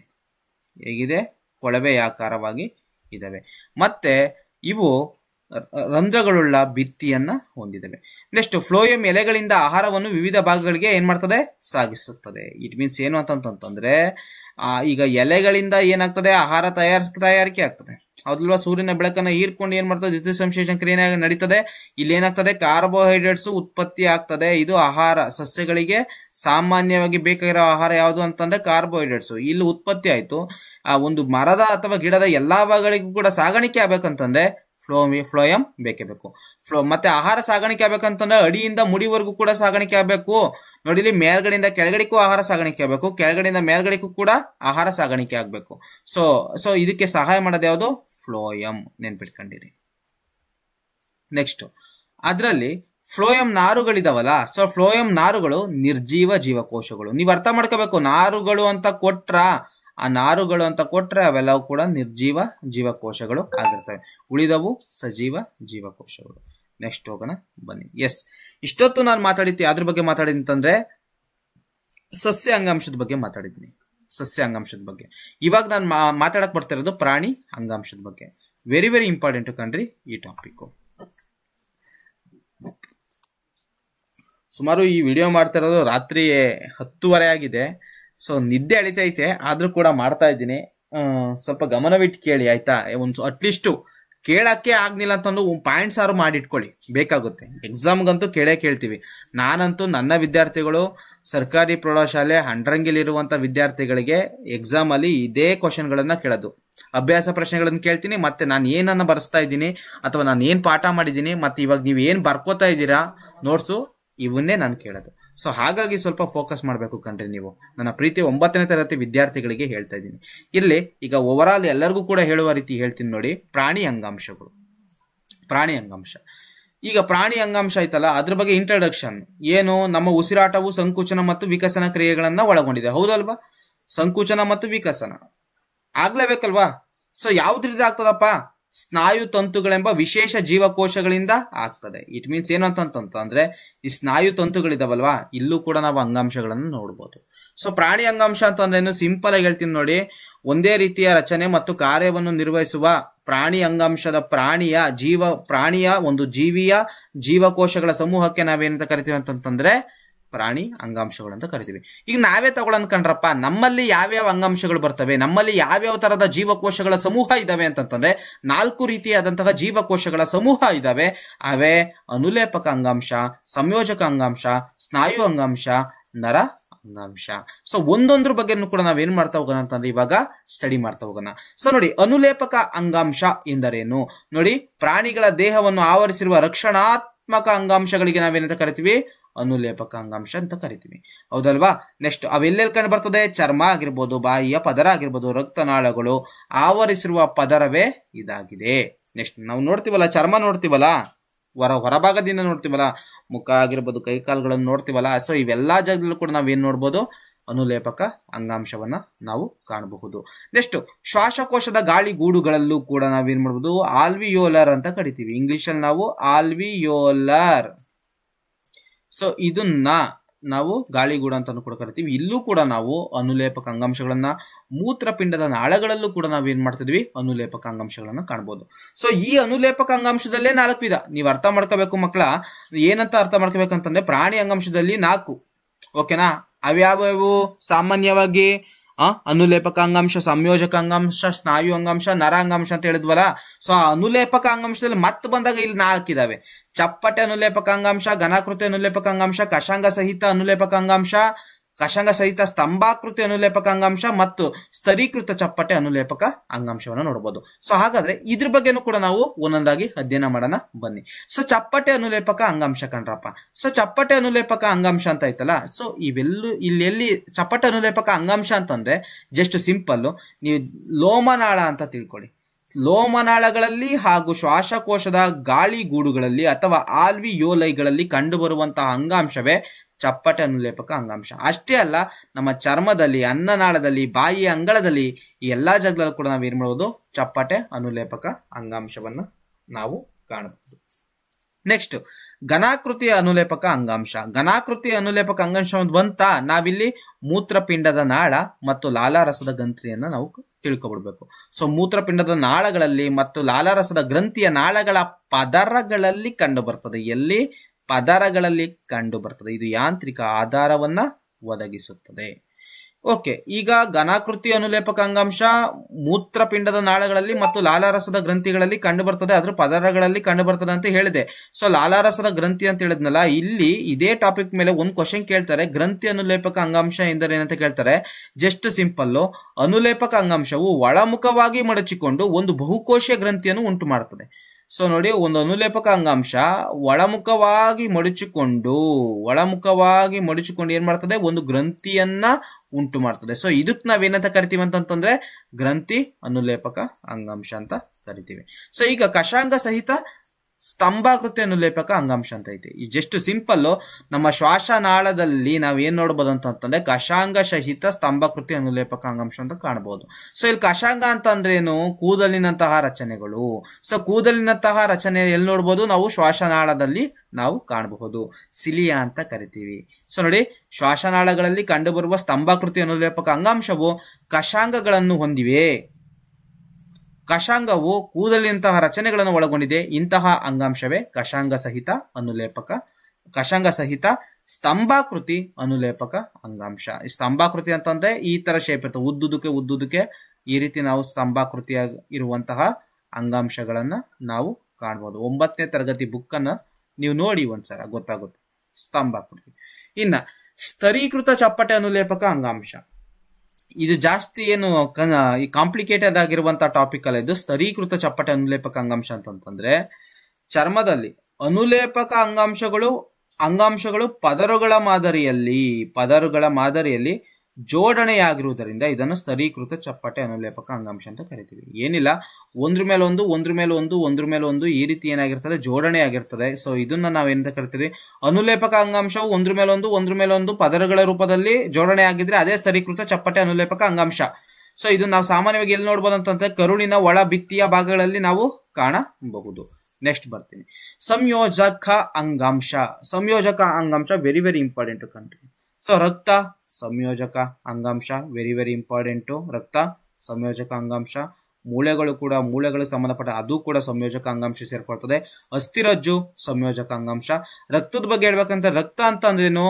ರಕ್ತ ಮತ್ತು ಮೂಳೆಯು ಸಂಯೋಜಕ ಅಂಗಾಂಶ ಅಂತ ಹೇಳಿದ್ದೀನಲ್ವಾ. ಸೊ ರಕ್ತ ಅಂತ ಅಂದ್ರೇನು? ರಕ್ತ ಎಂದರೆ ದ್ರವರೂಪಿ ಸಂಯೋಜಕ ಅಂಗಾಂಶ. ಸೊ ರಕ್ತವು ದ್ರವ ಮಾತೃಕೆಯನ್ನ ಹೊಂದಿದೆ. ಸೊ ರಕ್ತವು ದ್ರವ ಮಾತೃಕೆಯನ್ನು ಹೊಂದಿರೋದಕ್ಕೆ ನಾವೇನಂತ ಕರಿತೀವಿ? ಪ್ಲಾಸ್ಮಾ ಅಂತ ಕರಿತೀವಿ. ಇದು ಕಲರ್ಲೆಸ್ ಕಣಪ್ಪ, ಕಲರ್ಲೆಸ್ ಸಾಮಾನ್ಯವಾಗಿ ಪ್ಲಾಸ್ಮಾ. ಓಕೆನಾ. ನೋಡಿ, ರಕ್ತದಲ್ಲಿ ಏನ್ ಕಾಣ್ಬೋದು ನಾವು, ಬ್ಲಡ್ ಕಂಟೈನಿಂಗ್, ರಕ್ತದಲ್ಲಿ ಕೆಂಪು ರಕ್ತ ಕಣಗಳು, ಬಿಳಿ ರಕ್ತ ಕಣಗಳು, ಮತ್ತೆ ಕಿರುತಟ್ಟೆಗಳು, ಮತ್ತೆ ಪ್ಲಾಸ್ಮಾ ಎಂಬ ದ್ರವವನ್ನು ನಾವು ಕಾಣಬಹುದು. ಬ್ಲಡ್ ಕಂಟೈನಿಂಗ್ ಆರ್ಬಿ ಗಳು, ನೆಕ್ಸ್ಟ್ ಪ್ಲಾಸ್ಮಾವನ್ನ ನಾವು ರಕ್ತದಲ್ಲಿ ಕಾಣಬಹುದು. ಪ್ಲಾಸ್ಮಾ ಏನನ್ನ ಒಳಗೊಂಡಿದೆ ಅಂತಂತಂದ್ರೆ, ಇಲ್ಲಿ ಹೇಳಿದ್ವಲ್ಲ ದ್ರವ, ರಕ್ತವು ದ್ರವ ಮಾತೃಕೆಯನ್ನು ಹೊಂದಿದೆ, ಇದನ್ನೇ ನಾವು ಪ್ಲಾಸ್ಮಾ ಅಂತ ಅಂದ್ವಲ್ಲ. ಆ ಪ್ಲಾಸ್ಮಾ ಏನನ್ನ ಹೊಂದಿದೆ ಅಂತಂತಂದ್ರೆ ಪ್ರೋಟೀನು, ಸಾಲ್ಸು ಮತ್ತೆ ಹಾರ್ಮೋನ್. ನೆನ್ಪಿಟ್ಕೊಂಡಿರಿ, ಪ್ರೋಟೀನು, ಸಾಲ್ಸು ಮತ್ತೆ ಹಾರ್ಮೋನ್. ಇಟ್ ಮೀನ್ಸ್ ಸಾಲ್ಸ್ ಅಂತಂತಂದ್ರೆ ಲವಣಗಳು. ಇದನ್ನ ನಾವು ಸಾಮಾನ್ಯವಾಗಿ ಹಾರ್ಮೋನ್ ಅಂತಾನೆ ಬರ್ಕೊಳ್ಳಿ. ಇದನ್ನ ಸಾಮಾನ್ಯವಾಗಿ ನಾವು ಹಾರ್ಮೋನ್ ಅಂತಾನೆ ಬರ್ಕೊಳ್ಳಿ. ಇದು ಮಾಮೂಲಿ ಪ್ರೋಟೀನ್ ಅಂತಾನೆ ಬರ್ಕೊಳ್ಳಿ. ನೆಕ್ಸ್ಟ್, ಈ ಮೂಳೆಗಳಿಗೆ ಸಂಬಂಧಪಟ್ಟ ಮೂಳೆ ಯಾವುದರಿಂದ ಮಾಡಲ್ಪಟ್ಟಿದೆ? ಕ್ಯಾಲ್ಸಿಯಂ ಮತ್ತು ರಂಜಕದಿಂದ ಮಾಡಲ್ಪಟ್ಟಿದೆ. ನೆಕ್ಸ್ಟ್, ಸಂಯೋಜಕ ಅಂಗಾಂಶದಲ್ಲಿ ಅಸ್ಥಿರಜ್ಜು ಕೂಡ very very important. Just simple, ಅಸ್ಥಿರಜ್ಜು ಅಂತಂತಂದ್ರೆ ಇದೊಂದು ವಿಧದ ಸಂಯೋಜಕ ಅಂಗಾಂಶ. ಇದು ಕೂಡ ಒಂದು ವಿಧದ ಸಂಯೋಜಕ ಅಂಗಾಂಶಕ್ಕೆ ಉದಾಹರಣೆ ಆಗಿದೆ. ಯಾವುದು? ಅಸ್ಥಿರಜ್ಜು. ನೆಕ್ಸ್ಟ್, ಎರಡು ಮೂಳೆಗಳ ಪರಸ್ಪರ ಬಂಧಿಸಲ್ಪಡುತ್ತದೆ. ಎರಡು ಮೂಳೆಗಳನ್ನ ಬಂಧಿಸಲ್ಪಡ್ತೈತೆ ಅಂತಂದ್ರೆ ಅದಕ್ಕೆ ಕಾರಣ ಯಾವುದು? ಅಸ್ಥಿರಜ್ಜು. ಮತ್ತೆ ಈ ಅಂಗಾಂಶ ಹೆಚ್ಚು ಸ್ಥಿತಿಸ್ಥಾಪಕತೆಯನ್ನು ಹೊಂದಿದೆ. ಇದು ಸಾಕಷ್ಟು ಶಕ್ತಿಯನ್ನ ಹೊಂದಿದೆ. ಅಸ್ಥಿರಜ್ಜು ಕಡಿಮೆ ಪ್ರಮಾಣದ ಮಾತೃಕೆಯನ್ನ ಹೊಂದಿದೆ. ನೆಕ್ಸ್ಟ್, ಸ್ನಾಯುರಜ್ಜು ಬರೋಣ. ಸ್ನಾಯುರಜ್ಜು ಇದು ಕೂಡ ಏನು? ಸಂಯೋಜಕ ಅಂಗಾಂಶ. ಸ್ನಾಯುರಜ್ಜು ಕೂಡ ಏನಿದು? ಇದು ಕೂಡ ಸಂಯೋಜಕ ಅಂಗಾಂಶ. ಸ್ನಾಯುಗಳನ್ನು ಮೂಳೆಗಳಿಗೆ ಬಂಧಿಸುವ ಅಂಗಾಂಶವೇ ಸ್ನಾಯುರಜ್ಜು. Very very important. ಸ್ನಾಯುಗಳಿದಾವೆ, ಆ ಸ್ನಾಯುಗಳನ್ನ ಮೂಳೆಗಳು ಬಂಧಿಸ್ತಾ ಇದಾವೆ ಅಂತ ಅದಕ್ಕೆ ನಾವೇನಿದೆ ಕರಿತೀವಿ? ಸ್ನಾಯುರಜ್ಜು ಅಂತ ಕರಿತೀವಿ. ನೆಕ್ಸ್ಟ್, ಮೃದ್ವಸ್ಥಿ ಅಂಗಾಂಶವನ್ನು ನಾವು ನೋಡಬಹುದು, ಸಂಯೋಜಕ ಅಂಗಾಂಶ. ಸೊ ಮೃದ್ವಸ್ಥಿ ಸಂಯೋಜಕ ಅಂಗಾಂಶ ಸಾಮಾನ್ಯವಾಗಿ ಎಲ್ಲೆಲ್ಲಿ ಕಂಡು ಬರ್ತದೆ ಅಂತಂತಂದ್ರೆ ನಮ್ಮ ಮೂಗಲ್ಲಿ ಕಂಡು ಬರ್ತದೆ, ಕಿವಿಲ್ ಕಂಡು ಬರ್ತದೆ. ನೋಡಿಲಿ, ಮೂಗಾಗಿರ್ಬೋದು, ಕಿವಿ ಆಗಿರ್ಬೋದು, ಶ್ವಾಸನಾಳ, ಧ್ವನಿ ಪೆಟ್ಟಿಗೆ, ಈ ಎಲ್ಲಾ ಜಾಗದಲ್ಲೂ ಕೂಡ ನಾವು ಮೃದ್ವಸ್ಥಿ ಸಂಯೋಜಕ ಅಂಗಾಂಶವನ್ನ ನಾವು ಕಾಣಬಹುದು.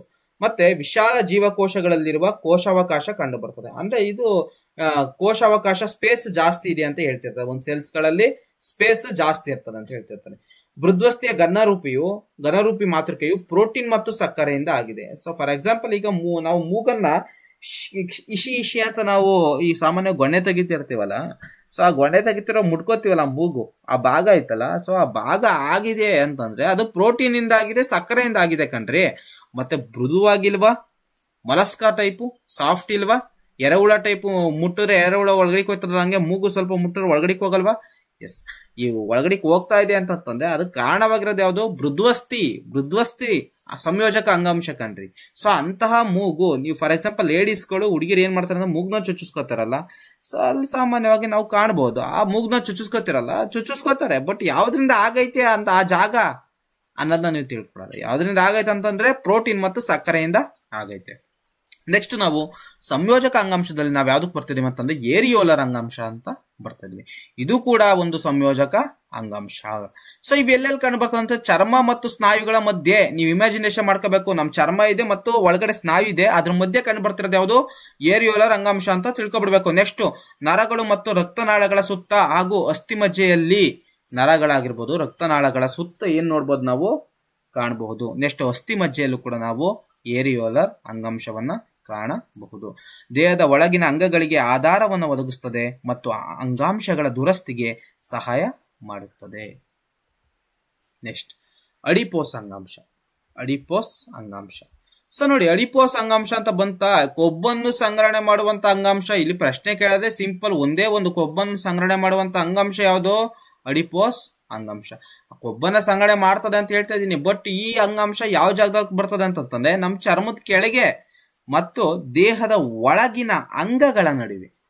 ದೇಹದ ಒಳಗಡೆ ಯಾವ್ದಾರ ಅಂಗ ಇದೆ ಅಂತಂತಂದ್ರೆ ಮತ್ತು ನಮ್ ಚರ್ಮ ಇದೆ ಅಂತಂದ್ರೆ ಅದ್ರ ನಡುವೆ ಎಲ್ಲಿ ಏನ್ ಕಂಡು ಬರ್ತೈತೆ ಅಂತಂದ್ರೆ ಅಡಿಪೋಸ್ ಅಂಗಾಂಶ ಕಂಡು ಬರ್ತೈತೆ. ಸೊ ಕೊಬ್ಬನ್ನ ಏನ್ ಮಾಡ್ತದೆ?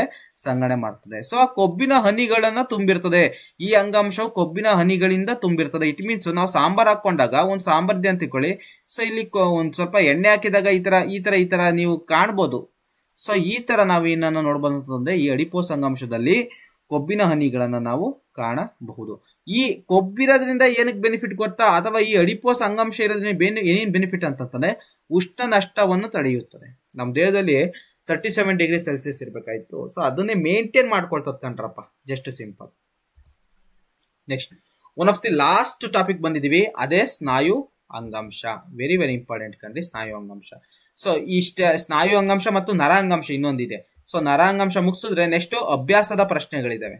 ಸೊ ಆ ಅಭ್ಯಾಸದ ಪ್ರಶ್ನೆಗಳನ್ನು ಕೂಡ ನಾನು ಏನ್ ಮಾಡ್ತಾ ಹೋಗ್ತೀನಿ ಅಂತಂದ್ರೆ ಇವೆಲ್ಲವೂ ಕೂಡ ಇದಾವೆ. ಸೊ ಇವೆಲ್ಲನೂ ಕೂಡ ನಾನು ನಿಮ್ಗೆ ಹೇಳ್ತಾ ಹೋಗ್ತೀನಿ. ಸೊ ಇರ್ಲಿ, ಇವಾಗ ಹೋಗೋಣ. ಈಗ ಯಾವ್ದಕ್ ಬಂದಿದ್ದೀವಿ ಸದ್ಯಕ್ಕೆ? ಎಸ್, ಸ್ನಾಯು ಅಂಗಾಂಶಕ್ಕೆ ಬಂದಿದ್ದೀವಿ. ಚಲನವಲನಗಳಿಗೆ ಕಾರಣವಾಗಿರುವಂತಹ ಅಂಗಾಂಶವೇ ಸ್ನಾಯು ಅಂಗಾಂಶ. ಚಲನವಲನಗಳಿಗೆ ಕಾರಣವಾಗಿರುವಂತಹ ಅಂಗಾಂಶಕ್ಕೆ ನಾವೆಂದ ಕರಿತೀವಿ? ಸ್ನಾಯು ಅಂಗಾಂಶ ಅಂತ ಕರಿತೀವಿ. ಆ ಚಲನವಲನಗಳು ಆಗ್ತೈತೆ ಅಂತಂದ್ರೆ ಸಂಕುಚನ ಆಗ್ತೈತೆ, ವಿಕಸನ ಆಗ್ತೈತೆ ಅಂತ. ಇಲ್ಲಿ ಸಂಕುಚಿಸುವ ಪ್ರೋಟೀನ್ಗಳನ್ನ ಕಾಣಬಹುದು. ಸೊ ಇಲ್ಲಿ ಏನ್ ನೋಡ್ಬೋದು? ಸಂಕುಚಿಸುವಂತ ಪ್ರೋಟೀನ್ಗಳನ್ನ ನಾವು ಕಾಣಬಹುದು. ನೆಕ್ಸ್ಟ್, ಸ್ನಾಯು ಅಂಗಾಂಶದಲ್ಲಿ ಐಚ್ಛಿಕ ಸ್ನಾಯುಗಳನ್ನು ನೋಡ್ಬೋದು ಮತ್ತೆ ಅನೈಚ್ಛಿಕ ಸ್ನಾಯುಗಳನ್ನ ನೋಡ್ಬೋದು. ಐಚ್ಛಿಕ ಸ್ನಾಯು ಅಂತ ಅಂದ್ರೇನು? ನಮ್ಮ ಇಚ್ಛೆಗೆ ಒಳಪಡುವಂತಹ ಸ್ನಾಯುಗಳೇ ಐಚ್ಛಿಕ ಸ್ನಾಯುಗಳು. ನಾವ್ ಹೇಳ್ದಂಗೆ ಕೇಳ್ತವೆ, ಓಕೆನಾ? ಕೆಲವೊಂದು ನಾವ್ ಹೇಳ್ದಂಗೆ ಕೇಳೋದಿಲ್ಲ. ಸೊ ಅಂತವಕ್ಕೆ ನಾವ್ ಎಂತ ಕರಿತೀವಿ? ಅನೈಚ್ಛಿಕ ಸ್ನಾಯುಗಳು ಅಂತ ಕರಿತೀವಿ. ಈಗ ಎಕ್ಸಾಂಪಲ್ ನೋಡಿ, ಕೈ ಕಾಲುಗಳಿರುವಂತಹ ಸ್ನಾಯುಗಳು ನಾವ್ ಹೇಳ್ದಂಗೆ ಕೇಳ್ತವೆ. ಒಂದು ವಸ್ತುವನ್ನು ತಗೋ ಅಂತಂದ್ರೆ ತಗೊಳ್ತೀವಿ, ನಮ್ಮ ನಿಯಂತ್ರಣದಲ್ಲಿ ಇರ್ತವೆ. ಸೊ ಬಟ್ ಅದೇ ಇಲ್ಲಿ ನೋಡಿ, ಇಲ್ಲಿ ಅನೈಚ್ಛಿಕ ಸ್ನಾಯು ಹೃದಯ, ನಿಂತ್ಕೊಳ್ಳ ಹೃದಯ ಅಂತ ನಿಂತ್ಕೋತದಾ? ನಿಂತ್ಕೊಳಕಲ್ಲ. ಅರ್ಥ ಮಾಡ್ಕೊಳ್ಳಿ. ಆ ಹೃದಯ ಸ್ನಾಯುವಿನಿಂದಾದಂತ ಅಂಗಾಂಶ. ಹೃದಯ ಅಂತಂದ್ರೆ ಬೇರೆ ಬೇರೆ ಎಲ್ಲ ಥಿಂಕ್ ಮಾಡಬಾರ್ದು. ಹೃದಯ ಅಂತ ಬಂದ ತಕ್ಷಣ ನಿಮ್ಗೆಲ್ಲ ಪ್ರೀತಿ ನೆನಪಾಗ್ಬಿಡ್ತದೆ, ಹೌದಲ್ವಾ? ಸೊ ಇಲ್ಲಿ ಹೃದಯ ಅಂತ ಏನಾದ್ರು ಕೇಳಿದ್ರೆ ಸ್ನಾಯುವಿನಿಂದಾದಂತಹ ಅಂಗಾಂಶ ಅಂತ ಹೇಳ್ಬೇಕು. ಎಕ್ಸಾಮ್ ಅಲ್ಲಿ ಕೇಳ್ತಾರೆ. ಯಾರು ಕೇಳಲಿಲ್ಲ ಅಂತಂದ್ರು ನಾನ್ ಕೇಳ್ತೀನಿ ಕಣ್ರಪ್ಪ. ಸ್ನಾಯುವಿನಿಂದಾದಂತಹ ಅಂಗಾಂಶ ಯಾವುದು? ಹೃದಯ. ನೆನ್ಪಿಟ್ಕೊಂಡಿರಿ. ಸೊ ಓಕೆ, ಇದು ಅನೈಚ್ಛಿಕ ಸ್ನಾಯುಗೆ ಉದಾಹರಣೆ ಆಗಿದೆ. ಅಂದ್ರೆ ನಮ್ಮ ನಿಯಂತ್ರಣದಲ್ಲಿ ಇಲ್ಲ. ಇದು ಸರಾಗವಾಗಿ ಏನ್ ಮಾಡ್ತಾ ಇರ್ತದೆ ಅಂತಂದ್ರೆ ತನ್ನ ಕಾರ್ಯವನ್ನ ನಿರ್ವಹಿಸ್ತಿರ್ತದೆ. ಬಟ್ ನಮ್ಮ ಕೈಕಾಲುಗಳು ನಾವ್ ಹೇಳ್ದಂಗೆ ಕೇಳ್ತಾ ಇರ್ತದೆ. ಕೈಕಾಲುಗಳು ಅಂತಂದ್ರೆ ಕೈಕಾಲುಗಳಲ್ಲಿರುವಂತ ಸ್ನಾಯುಗಳು. ಇರ್ಲಿ, ನಾವು ಬಯಸಿದರೆ ಇಲ್ಲಿ ಅರ್ಥ ಮಾಡ್ಕೋಬೇಕು. ನಾವು ಬಯಸಿದರೆ ಸ್ನಾಯುಗಳು ಚಲಿಸುವವು ಮತ್ತು ತೀರ್ಮಾನಿಸಿದರೆ ನಿಲ್ಲಿಸುವವು. ಇಂತಹ ಸ್ನಾಯುಗಳಿಗೆ ಐಚ್ಛಿಕ ಸ್ನಾಯುಗಳು ಅಂತ ಕರಿತೀವಿ. ಸೊ ಇಲ್ಲಿ ನಾವು ಬಯಸಿದರೆ ಅವು ಚಲಿಸಲಾರವು, ನಾವು ತೀರ್ಮಾನಿಸಿದರೆ ಅವು ನಿಲ್ಲಿಸಲಾರವು. ಈ ಸ್ನಾಯುಗಳನ್ನ ನಾವೆಂತ ಕರಿತೀವಿ? ಅನೈಚ್ಛಿಕ ಸ್ನಾಯುಗಳು ಅಂತ ಕರಿತೀವಿ. ನೆಕ್ಸ್ಟ್, ಅಸ್ಥಿ ಸ್ನಾಯುಗಳು ಅಂತ ಹೇಳ್ತೀವಿ. ಇಲ್ಲಿ ಅಸ್ಥಿ ಅಂತಂದ್ರೆ ಏನಪ್ಪಾ? ಅಸ್ಥಿ ಅಂತಂದ್ರೆ ಮೂಳೆ. ಸೊ ಮೂಳೆಗಳಿಗೆ ಅಂಟಿಕೊಂಡು ಚಲನೆಗೆ ಸಹಾಯ ಮಾಡುವ ಸ್ನಾಯುಗಳಿಗೆ ನಾವು ಅಸ್ಥಿ ಸ್ನಾಯುಗಳು ಅಂತ ಕರಿತೀವಿ. ನೋಡಿ, ಅದೇ ಅಸ್ಥಿ ಸ್ನಾಯುಗಳು ತೆಳುವಾದ ಮತ್ತು ದಟ್ಟವಾದ ಪಟ್ಟೆಗಳು ಅಥವಾ ಅಡ್ಡಗೆರೆಗಳು ಅನುಕ್ರಮವಾಗಿ ಕಂಡುಬರ್ತವೆ. ಆದ್ದರಿಂದ ಅವುಗಳನ್ನು ನಾವು ಪಟ್ಟೆ ಸಹಿತ ಸ್ನಾಯುಗಳು ಅಂತ ಕರಿತೀವಿ. ಪಟ್ಟೆ ಸಹಿತ ಸ್ನಾಯುಗಳು ಅಂತಂದ್ರೆ ಅಸ್ಥಿ ಸ್ನಾಯುಗಳಲ್ಲೇ ನಾವು ದಟ್ಟವಾದಂತಹ ಪಟ್ಟೆಗಳನ್ನ ನಾವು ನೋಡಬಹುದು. ದಟ್ಟವಾದಂತಹ ಪಟ್ಟೆಗಳು ಇರುವಂತಹ ಸ್ನಾಯುಗಳನ್ನ ನೋಡಬಹುದು. ಇದಕ್ಕೆ ನಾವೇನಂತ ಕರಿತೀವಿ ಅಂದ್ರೆ ಪಟ್ಟೆ ಸಹಿತ ಸ್ನಾಯುಗಳು ಅಂತ ಕರಿತೀವಿ. ನೆಕ್ಸ್ಟ್ ಹೋಗೋಣ. ಇದೇ ಅಸ್ಥಿ ಸ್ನಾಯುಗಳಲ್ಲಿ ಪಟ್ಟೆ ಸಹಿತ ಸ್ನಾಯುಗಳು ಕೊಳವೆ ಆಕಾರದಲ್ಲಿದ್ದಾವೆ ಮತ್ತು ಅನೇಕ ನ್ಯೂಕ್ಲಿಯಸ್ ಅನ್ನ ಒಳಗೊಂಡಿದ್ದಾವೆ. ನೆಕ್ಸ್ಟ್ ಹೋಗೋಣ. ಯಾವ್ದಕ್ಕೆ ಹೋಗೋಣ? ಮೃದು ಸ್ನಾಯುಕ್ಕೆ ಹೋಗೋಣ. ಎಸ್, ಮೃದು ಸ್ನಾಯು ಸ್ಮೂತ್ ಮಸಲ್ಸ್ ಅಂತ ಕರಿತೀವಿ. ಸ್ಮೂತ್ ಮಸಲ್ಸ್ ಅಂತ ಕರಿತೀವಿ. ಈ ಮೃದು ಸ್ನಾಯುಗಳು ಅನೈಚ್ಛಿಕ ಸ್ನಾಯುಗಳು. ಇವಾಗ ತಾನು ಹೇಳಿದೀನಿ ಐಚ್ಛಿಕ ಸ್ನಾಯು ಅಂತಂದ್ರೇನು, ಅನೈಚ್ಛಿಕ ಸ್ನಾಯು ಅಂತಂದ್ರೇನು ಅಂತ ಹೇಳಿದೀನಿ. ಸೊ ಐಚ್ಛಿಕ ಸ್ನಾಯು ಅಂತ ನಮ್ಮ ಇಚ್ಛೆಗೆ ಒಳಪಡ್ತವೆ, ಅನೈಚ್ಛಿಕ ಸ್ನಾಯು ಅಂತ ನಮ್ಮ ಇಚ್ಛೆಗೆ ಒಳಪಡಲ್ಲ. ಬಟ್ ಮೃದು ಸ್ನಾಯು ಐತಲ್ಲ, ಇದು ಕೂಡ ಏನು ಅಂತಂದ್ರೆ ಅನೈಚ್ಛಿಕ ಸ್ನಾಯು. ಇದನ್ನ ಇನ್ವಾಲಂಟರಿ ಮಸಲ್ಸ್ ಅಂತಾನು ಕೂಡ ನಾವು ಕರಿತೀವಿ. ಹಾಗಾದ್ರೆ ಎಲ್ಲೆಲ್ಲಿ ಕಾಣ್ತೀವಿ ಅಂತಂದ್ರೆ ಈ ಮೃದು ಸ್ನಾಯುಗಳನ್ನ ನಾವು ಕಣ್ಣಿನ ಪಾಪೆಯಲ್ಲಿ ಕಾಣ್ತೀವಿ. ಸೊ ಕಪ್ಪು ಭಾಗ ಕಾಣ ಬರ್ತದಲ್ಲಪ್ಪ, ಕಣ್ಣಲ್ಲಿ ಕಪ್ಪು ಭಾಗ ಫುಲ್ ಬ್ಲಾಕ್ ಇರ್ತದಲ್ಲ, ಆ ಜಾಗದಲ್ಲಿ ನಾವೇನ್ ನೋಡೋದು ಅಂತಂದ್ರೆ ಈ ಮೃದು ಸ್ನಾಯುಗಳನ್ನ ನೋಡಬಹುದು. ಮತ್ತೆ ಮೂತ್ರನಾಳಗಳಲ್ಲಿ, ಶ್ವಾಸಕೋಶದ ಉಸಿರುನಾಳಗಳಲ್ಲಿ ನಾವೇನ್ ಮಾಡಬಹುದು? ಮೃದು ಸ್ನಾಯುಗಳನ್ನ ನಾವು ಕಾಣಬಹುದು. ಮತ್ತೆ ಇದರ ಸ್ನಾಯು ತಂತುಗಳು ಉದ್ದವಾಗಿದ್ದು ಚೂಪಾದ ತುದಿಯನ್ನು ಹೊಂದಿದೆ. ಕದಿರಿನ ಆಕಾರ, ಒಂದೇ ನ್ಯೂಕ್ಲಿಯಸ್ ಅನ್ನು ಹೊಂದಿದೆ. ಇವುಗಳನ್ನು ಪಠ್ಯರಹಿತ ಸ್ನಾಯುಗಳು ಅಂತ ಕರಿತೀವಿ. ಪಠ್ಯರಹಿತ ಸ್ನಾಯುಗಳಂತಂದ್ರೇನು, ಪಠ್ಯ ಸಹಿತ ಸ್ನಾಯುಗಳಂತಂದ್ರೇನು ತಿಳ್ಕೊಂಡಿರಿ. ನೆಕ್ಸ್ಟ್ ಬರ್ತಾ ಇದೀವಿ ನಾವು ಹೃದಯ ಸ್ನಾಯುಗಳಿಗೆ ಬರ್ತಾ ಇದೀವಿ. ಸೊ ಹೃದಯದ ಸ್ನಾಯುಗಳು ಸಂಕುಚನ ಮತ್ತು ವಿಕಸನಗಳಲ್ಲಿ ಕಂಡುಬರುವ ಸ್ನಾಯುಗಳೇ ಹೃದಯ ಸ್ನಾಯುಗಳು. ನೆಕ್ಸ್ಟ್ ಹೃದಯದ ಸ್ನಾಯುಗಳು ಸ್ನಾಯು ತಂತುಗಳು ಕೊಳವೆ ಆಕಾರ ಹೊಂದಿದ್ದು ಶಾಖೆಗಳಾಗಿ ಏನ್ ಮಾಡ್ತವೆ? ಒಡೆಯುತ್ತವೆ. ನೆಕ್ಸ್ಟ್ ಈ ಹೃದಯ ಸ್ನಾಯುಗಳಲ್ಲಿ ನಾವು ಒಂದೇ ನ್ಯೂಕ್ಲಿಯಸ್ ಅನ್ನ ನಾವು ಕಾಣಬಹುದು.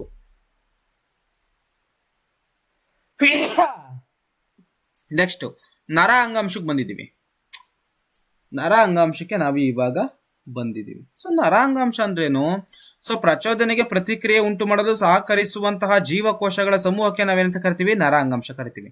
ಹಾಗಾದ್ರೆ ನರ ಅಂಗಾಂಶ ನಾವು ಮೆದುಳಲ್ಲಿ ನೋಡ್ಬೋದು, ಮೆದುಳು ಬಳ್ಳಿಯಲ್ಲಿ ನೋಡ್ಬೋದು, ನರಗಳಲ್ಲಿ ನೋಡ್ಬೋದು, ಏನನ್ನ ನೋಡ್ಬೋದು? ನರ ಅಂಗಾಂಶವನ್ನ ನೋಡ್ಬೋದು.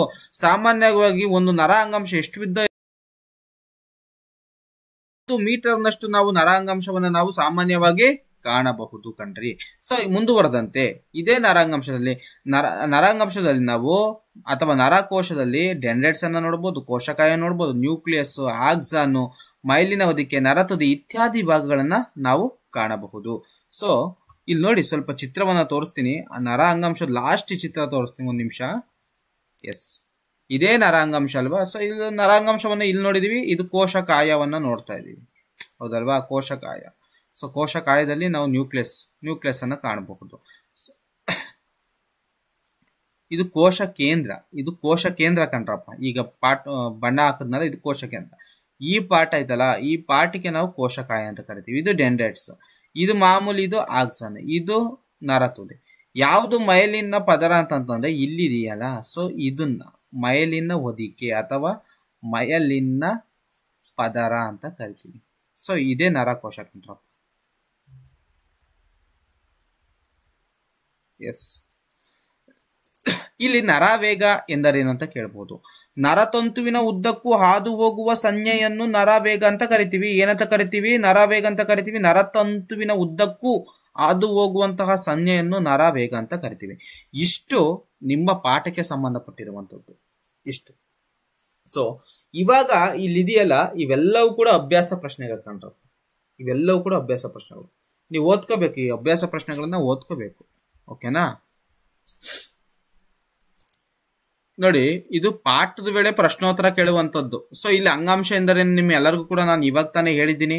ಇನ್ನು ಬಹುಕೋಶ ಜೀವಿಗಳಲ್ಲಿ ಅಂಗಾಂಶಗಳ ಉಪಯುಕ್ತತೆ ಏನು ನಿಮ್ಮೆಲ್ಲರಿಗೂ ಗೊತ್ತು. ಈಗ ಅಂಗಾಂಶಗಳ ಉಪಯುಕ್ತತೆ ಅಂತ ನೀವು ಅರ್ಥ ಮಾಡ್ಕೊಬಿಡಿ. ಈಗ ಮೂಳೆ ಅಂಗಾಂಶ ಮತ್ತೆ ಇಲ್ಲಿ ನೀವು ಇಲ್ಲಿರೋದನ್ನೇ ಬರಿಬೇಕಂತ ಏನಿಲ್ಲ. ಮೂಳೆ ಅಂಗಾಂಶ, ಮೂಳೆಕೋಶ, ರಕ್ತಕೋಶ ಇವೆಲ್ಲ ನೋಡಿದಿವಲ್ಲ. ಈಗ ಸ್ನಾಯು ಕೋಶಗಳು, ಅನುಲೇಪಕ ಅಂಗಾಂಶ, ಚಪ್ಪಟೆ ಅನುಲೇಪಕ ಅಂಗಾಂಶಗಳು, ಸ್ತರೀಕೃತ ಸ್ತಂಭಾಕೃತಿ ಅನುಲೇಪಕ ಅಂಗಾಂಶವನ್ನ ನಾವು ನೋಡಿದೀವಿ, ಹೌದಲ್ವಾ? ಸಂಯೋಜಕ ಅಂಗಾಂಶವನ್ನ ನೋಡಿದೀವಿ, ಸ್ನಾಯು ಅಂಗಾಂಶ ನೋಡಿದೀವಿ, ನರಾಂಗಾಂಶವನ್ನ ನೋಡಿದೀವಿ. ಸೊ ಅದರಿಂದ ಏನ್ ಬೆನಿಫಿಟ್ ಅಂತ ನೀವು ಜಸ್ಟ್ ಒಂದ್ ನರಾಂಗಾಂಶ ತಗೋಬಿಟ್ಟು ಅದರಿಂದ ಏನಾದ್ರು ಬೆನಿಫಿಟ್ ಹೇಳಿ ಸಾಕು. ಸ್ನಾಯು ಅಂಗಾಂಶವನ್ನು ತಗೊಂಡು ಅದ್ರ ಬಗ್ಗೆ ಏನಾದ್ರು ಬೆನಿಫಿಟ್ ಹೇಳಿ. ಇಲ್ಲಿರೋದನ್ನೇ ಬರಿಬೇಕಂತ ಏನಿಲ್ಲ. ಬರ್ಕೊಳ್ಳೋದಾದ್ರೆ ಇದನ್ನ ಬರ್ಕೊಳ್ಳಿ ಆನ್ಸರ್. ನೆಕ್ಸ್ಟ್ ಹೋಗ್ತೀನಿ. ಇಲ್ಲಿ ಸರಳ ಅಂಗಾಂಶದ ವಿಧಗಳನ್ನ ಹೆಸರಿಸಿ ಅಂತ ಐತಿ. ಸರಳ ಅಂಗಾಂಶದ ಹೇಳಿದೀನಿ, ಪೇರೆಂಕೈಮ, ಕೋಲಂಕೈಮ, ಸ್ಕ್ಲೀರೆಂಕೈಮ. ಇವಾಗ ತಾನು ಹೇಳಿದೀನಿ. ತುದಿವರ್ಧನ ಅಂಗಾಂಶ ಎಲ್ಲಿ ಕಂಡು ಬರ್ತದಪ್ಪ? ಬೇರಿನ ಮತ್ತು ಕಾಂಡದ ತುದಿಗಳಲ್ಲಿ ಏನ್ ಬರ್ತೈತೆ? ಕಂಡು ಬರ್ತದೆ. ಪಾರ್ಶ್ವವರ್ಧನ ಅಂಗಾಂಶ ಎಲ್ಲಿ ಕಂಡು ಬರ್ತದೆ? ಬೇರಿ ಮತ್ತು ಕಾಂಡದ ಸುತ್ತಳತೆ ಏನ್ ಮಾಡ್ತದೆ? ಪಾರ್ಶ್ವವರ್ಧನ ಅಂಗಾಂಶ ಹೆಚ್ಚಿಸುತ್ತದೆ. ನೆಕ್ಸ್ಟ್ ಕ್ವಶನ್ ಹೋಗೋಣ ಬನ್ನಿ. ನೆಕ್ಸ್ಟ್, ತೆಂಗಿನ ಸಿಪ್ಪೆ ಯಾವ ಅಂಗಾಂಶದಿಂದ ಉಂಟಾಗಿದೆಯಪ್ಪ? ತೆಂಗಿನ ಸಿಪ್ಪೆಯು ಫ್ಲೋಯಂ ನಾರಿನಿಂದ ಉಂಟಾಗಿದೆ. ನೋಡಿರಿ, ತೆಂಗಿನ ಸಿಪ್ಪೆಯು ಫ್ಲೋಯಂ ನಾರಿನಿಂದ ಉಂಟಾಗಿದೆ. ಜೊತೆಗೆ ಸ್ಕ್ಲೀರೆಂಕೈಮ ಸೇರಿಸಿದು. ಏನಿದು? ಸ್ಕ್ಲೀರೆಂಕೈಮ, SCL, ಸ್ಕ್ಲೀರೆಂಕೈಮ ಸೇರಿಸ್ಕೊಳಪ್ಪ. ಸ್ಕ್ಲೀರೆಂಕೈಮ ದಿಂದ ಉಂಟಾಗಿದೆ, ಫ್ಲೋಯಂ ನಾರಿನಿಂದ ಉಂಟಾಗಿದೆ. ನೆಕ್ಸ್ಟ್, ಫ್ಲೋಯಂ ಘಟಕಗಳು ಯಾವ್ಯಾವು? ಇವಾಗ ತಾನೇ ಹೇಳಿದೀನಿ. ಜರಡಿ ನಾಳಗಳಾಗಿರ್ಬೋದು, ಸಂಗಾತಿ ಜೀವಕೋಶಗಳಾಗಿರ್ಬೋದು, ಫ್ಲೋಯಂ ನಾರುಗಳು, ಫ್ಲೋಯಂ ಪೇರೆಂಕೈಮ. ನೆಕ್ಸ್ಟ್ ಹೋಗೋಣ. ನಮ್ಮ ದೇಹದ ಚಲನೆಗಳಿಗೆ ಕಾರಣವಾಗಿರುವ ಅಂಗಾಂಶಗಳನ್ನು ಹೆಸರಿಸಿ. ನಮ್ಮ ದೇಹದ ಚಲನೆಗೆ ಸ್ನಾಯು ಅಂಗಾಂಶಗಳು ಬೇಕೇ ಬೇಕು. ಒಂದು ನರಕೋಶವು ಹೇಗೆ ಕಾಣುತ್ತದೆ? ನರಕೋಶ ಹೇಗೆ ಕಾಣ್ತದಪ್ಪ? ಒಂದು ನರಕೋಶವು ಉದ್ದನೆಯ ಕೂದಲಿನಂತಹ ರಚನೆಯನ್ನು ಹೊಂದಿರುವಂತೆ ಕಾಣ್ತದೆ. ನೆಕ್ಸ್ಟ್, ಹೃದಯ ಸ್ನಾಯುಗಳ 3 ಲಕ್ಷಣಗಳನ್ನು ತಿಳಿಸಿ. ಹೃದಯ ಆಗಿರೋದೇ ಸ್ನಾಯುವಿನಿಂದಲ್ವಾ? ಅದರಿಂದ ಏನ್ ಲಕ್ಷಣ? ಮೂರೇ ಲಕ್ಷಣ ಕೇಳಿದ್ದಾರೆ. ಸೊ ನೀವು ಜಸ್ಟ್ ಸಿಂಪಲ್, ಇಲ್ಲಿರುವಂತಹದ್ದು ಒಂದೇ ನ್ಯೂಕ್ಲಿಯಸ್ ಅನ್ನು ಹೊಂದಿದೆ, ಮತ್ತೆ ಇದು ಅನೈಚ್ಛಿಕ ಸ್ನಾಯುವಾಗಿದೆ, ಮತ್ತು ಸಂಕುಚನ ವಿಕಸನಗಳನ್ನು ನಾವು ಜೀವಮಾನವಿಡೀ ನಾವು ಕಾಣಬಹುದು. ಅತಿ ಬೇಗನೆ ಸುಸ್ತಾಗುವುದಿಲ್ಲ. ಇಷ್ಟೇ ಸಾಕು. ನೆಕ್ಸ್ಟ್ ಹೋಗೋಣ. ಏರಿಯೋಲರ್ ಅಂಗಾಂಶ. ಇವಾಗ ತಾನೇ ಏರಿಯೋಲರ್ ಅಂಗಾಂಶದ ಬಗ್ಗೆ ಸಾಕಷ್ಟು ಮಾಹಿತಿಯನ್ನ ಕೊಟ್ಟಿದ್ದೀನಿ. ಸೊ ಅದನ್ನೇ ನೀವು ಬರ್ಕೊಂಡ್ರು ಆಗುತ್ತೆ. ನೆಕ್ಸ್ಟ್ ಹೋಗೋಣ. ಅಂಗಾಂಶ ಪದಕ್ಕೆ ನಿರೂಪಣೆ ಕೊಡಿ. ಇವಾಗ ತಾನೇ ಹೇಳಿದ್ದೀನಿ ಅಂಗಾಂಶ ಅಂದ್ರೆ ಏನು ಅಂತ. ನೆಕ್ಸ್ಟ್, ಎಷ್ಟು ವಿಧದ ಕೂಡಿ ಝೈಲಮ್ ಅಂಗಾಂಶವು ರೂಪಿಸುತ್ತದೆ ಅಂತ. ಈಗ ಝೈಲಮ್ ಅಂಗಾಂಶದಲ್ಲಿ ಏನೇನು ನೋಡಿದ್ರು ನಾವು? ಟ್ರೇಕಿಡ್ಗಳನ್ನು ನೋಡಿದೆ, ನಾಳಗಳನ್ನು ನೋಡ್ದೋ, ಝೈಲಮ್ ಪೇರೆಂಕೈಮಗಳನ್ನು ನೋಡೋ, ಝೈಲಮ್ ನಾರುಗಳನ್ನ ನೋಡ್ದೋ. ಇವೆಲ್ಲವೂ ಕೂಡ ಝೈಲಮ್ ಕಂಡು ಬರ್ತದೆ. ನೆಕ್ಸ್ಟ್, ಪೇರೆಂಕೈಮ, ಕೋಲೆಂಕೈಮ, ಸ್ಕ್ಲೀರೆಂಕೈಮ ಅಂತಿದೆ. ಇದು ವ್ಯತ್ಯಾಸ. ಪೇರೆಂಕೈಮ, ಕೋಲಂಕೈಮ, ಸ್ಕ್ಲಿರೆಂಕೈಮ ಇವೆರಡು ಕೂಡ ಸಜೀವ ಆಗಿದ್ರೆ ಇದೊಂದೇನಾಗಿರ್ತದೆ, ನಿರ್ಜೀವ ಜೀವಕೋಶಗಳು. ಇದು ಸಜೀವ ಜೀವಕೋಶಗಳು, ಇದು ನಿರ್ಜೀವ ಜೀವಕೋಶಗಳಾಗಿದ್ದಾವೆ. ಸೊ ನೆಕ್ಸ್ಟ್ ಇಲ್ಲಿ ನೋಡಿ, ಇಲ್ಲಿ ಏನ್ ಕೊಟ್ಟಿದ್ದಾನೆ, ಇವುಗಳ ಜೀವಕೋಶಗಳ ಕೋಶ ಭಿತ್ತಿಯು ತೆಳುವಾಗಿ ಸೆಲ್ಯುಲಸ್ ನಿಂದ ಮಾಡಲ್ಪಟ್ಟಿದೆ. ಇವುಗಳ ಜೀವಕೋಶಗಳು ಪರಸ್ಪರ ಸೇರುವ ಮೂಲೆಗಳು ಅನಿಯಮಿತವಾಗಿ ದಪ್ಪವಾಗಿರ್ತದೆ. ಸ್ಕ್ಲಿರೆಂಕೈಮ ಲಿಗ್ನಿನ್ ಎಂಬ ವಸ್ತುವಿನಿಂದ ಮಾಡಲ್ಪಟ್ಟಿದೆ. ಸೊ ಇದನ್ನೇ ಬರಿಬೇಕಂತ ಏನಿಲ್ಲ, ನಾನು ನೋಟ್ಸ್ ಇದೆಯಲ್ಲ, ಆ ನನ್ನ ನೋಟ್ಸನ್ನೇ ವ್ಯತ್ಯಾಸವನ್ನ ಆರಾಮಾಗಿ ಬರಿಬಹುದು. ಅಲ್ಲೇ 3-4 ಪಾಯಿಂಟ್ಸ್ ಗಳನ್ನ ಮಾಡ್ಕೋಬಹುದು. ನೆಕ್ಸ್ಟ್, ಸಸ್ಯಗಳಲ್ಲಿ ಸರಳ ಶಾಶ್ವತ ಅಂಗಾಂಶಗಳು ಸಂಕೀರ್ಣ ಶಾಶ್ವತ ಅಂಗಾಂಶಗಳಿಂದ ಹೇಗೆ ಭಿನ್ನ ಆಗಿದೆ. What is the difference between the simple permanent tissue and complex permanent tissue ಅಂತ ಕೇಳ್ತಿದ್ದಾರೆ. ಸೊ ಇಲ್ಲಿ ಅದು ವ್ಯತ್ಯಾಸವನ್ನ ಬರೆದ್ರೆ ಸಾಕು. ಸರಳ ಶಾಶ್ವತ ಅಂಗಾಂಶ, ಸಂಕೀರ್ಣ ಶಾಶ್ವತ ಅಂಗಾಂಶ ಬಂತು ಅಂತಂದ್ರೆ ಸರಳದಲ್ಲಿ ಪೇರೆಂಕೈಮ, ಕೋಲೆಂಕೈಮ, ಸ್ಕ್ಲಿರೆಂಕೈಮಗಳನ್ನು ನೋಡಬಹುದು. ಅಲ್ಲಿ ಕ್ಸೈಲಮ್ ಮತ್ತು ಫ್ಲೋಯಮ್ ಅನ್ನ ನೋಡಬಹುದು. ಸೊ ಕ್ಸೈಲಮ್ ಮತ್ತು ಫ್ಲೋಯಮ್ಗಳು ನಾರುಗಳನ್ನ ಹೊಂದಿರುವ ವಾಹಕಗಳಾಗಿದ್ದಾವೆ. ಇವು ವಾಹಕಗಳನ್ನ ಸಾಮಾನ್ಯವಾಗಿ ನಾವು ಕಾಣೋದಿಲ್ಲ. ಇದು ಆಹಾರ ಮತ್ತು ನೀರನ್ನ ಸಾಗಾಣಿಕೆ ಮಾಡ್ತದೆ. ಯಾವುದು ಫ್ಲೋಯಮ್. ಸೊ ಇಲ್ಲಿ ಕ್ಸೈಲಮು ಫ್ಲೋಯಮ್, ಈ ಕಡೆ ಕ್ಸೈಲಮು ಫ್ಲೋಯಮ್ ಬಗ್ಗೆ ಹೇಳೋದು ಸಂಕೀರ್ಣ ಶಾಶ್ವತ ಅಂಗಾಂಶ ಅಂತಂದ್ರೆ ಕ್ಸೈಲಮು ಫ್ಲೋಯಮ್ ಅಂತ ಹೇಳೋದು. ಸರಳ ಶಾಶ್ವತ ಅಂಗಾಂಶ ಅಂತಂದ್ರೆ ಯಾವ್ದ್ರ ಬಗ್ಗೆ ಹೇಳಬೇಕು ನಾವು, ಪೇರೆಂಕೈಮ, ಕೋಲೆಂಕೈಮ, ಸ್ಕ್ಲಿರೆಂಕೈಮ ಬಗ್ಗೆ ಹೇಳಿದ್ರೆ ಮುಗ್ದೋಯ್ತು. ಇದನ್ನೇ ಬರ್ಕೊಳ್ಳೋದ್ರ ಬೇಕಾದ್ರೆ ಬರ್ಕೊಳ್ಳಿ.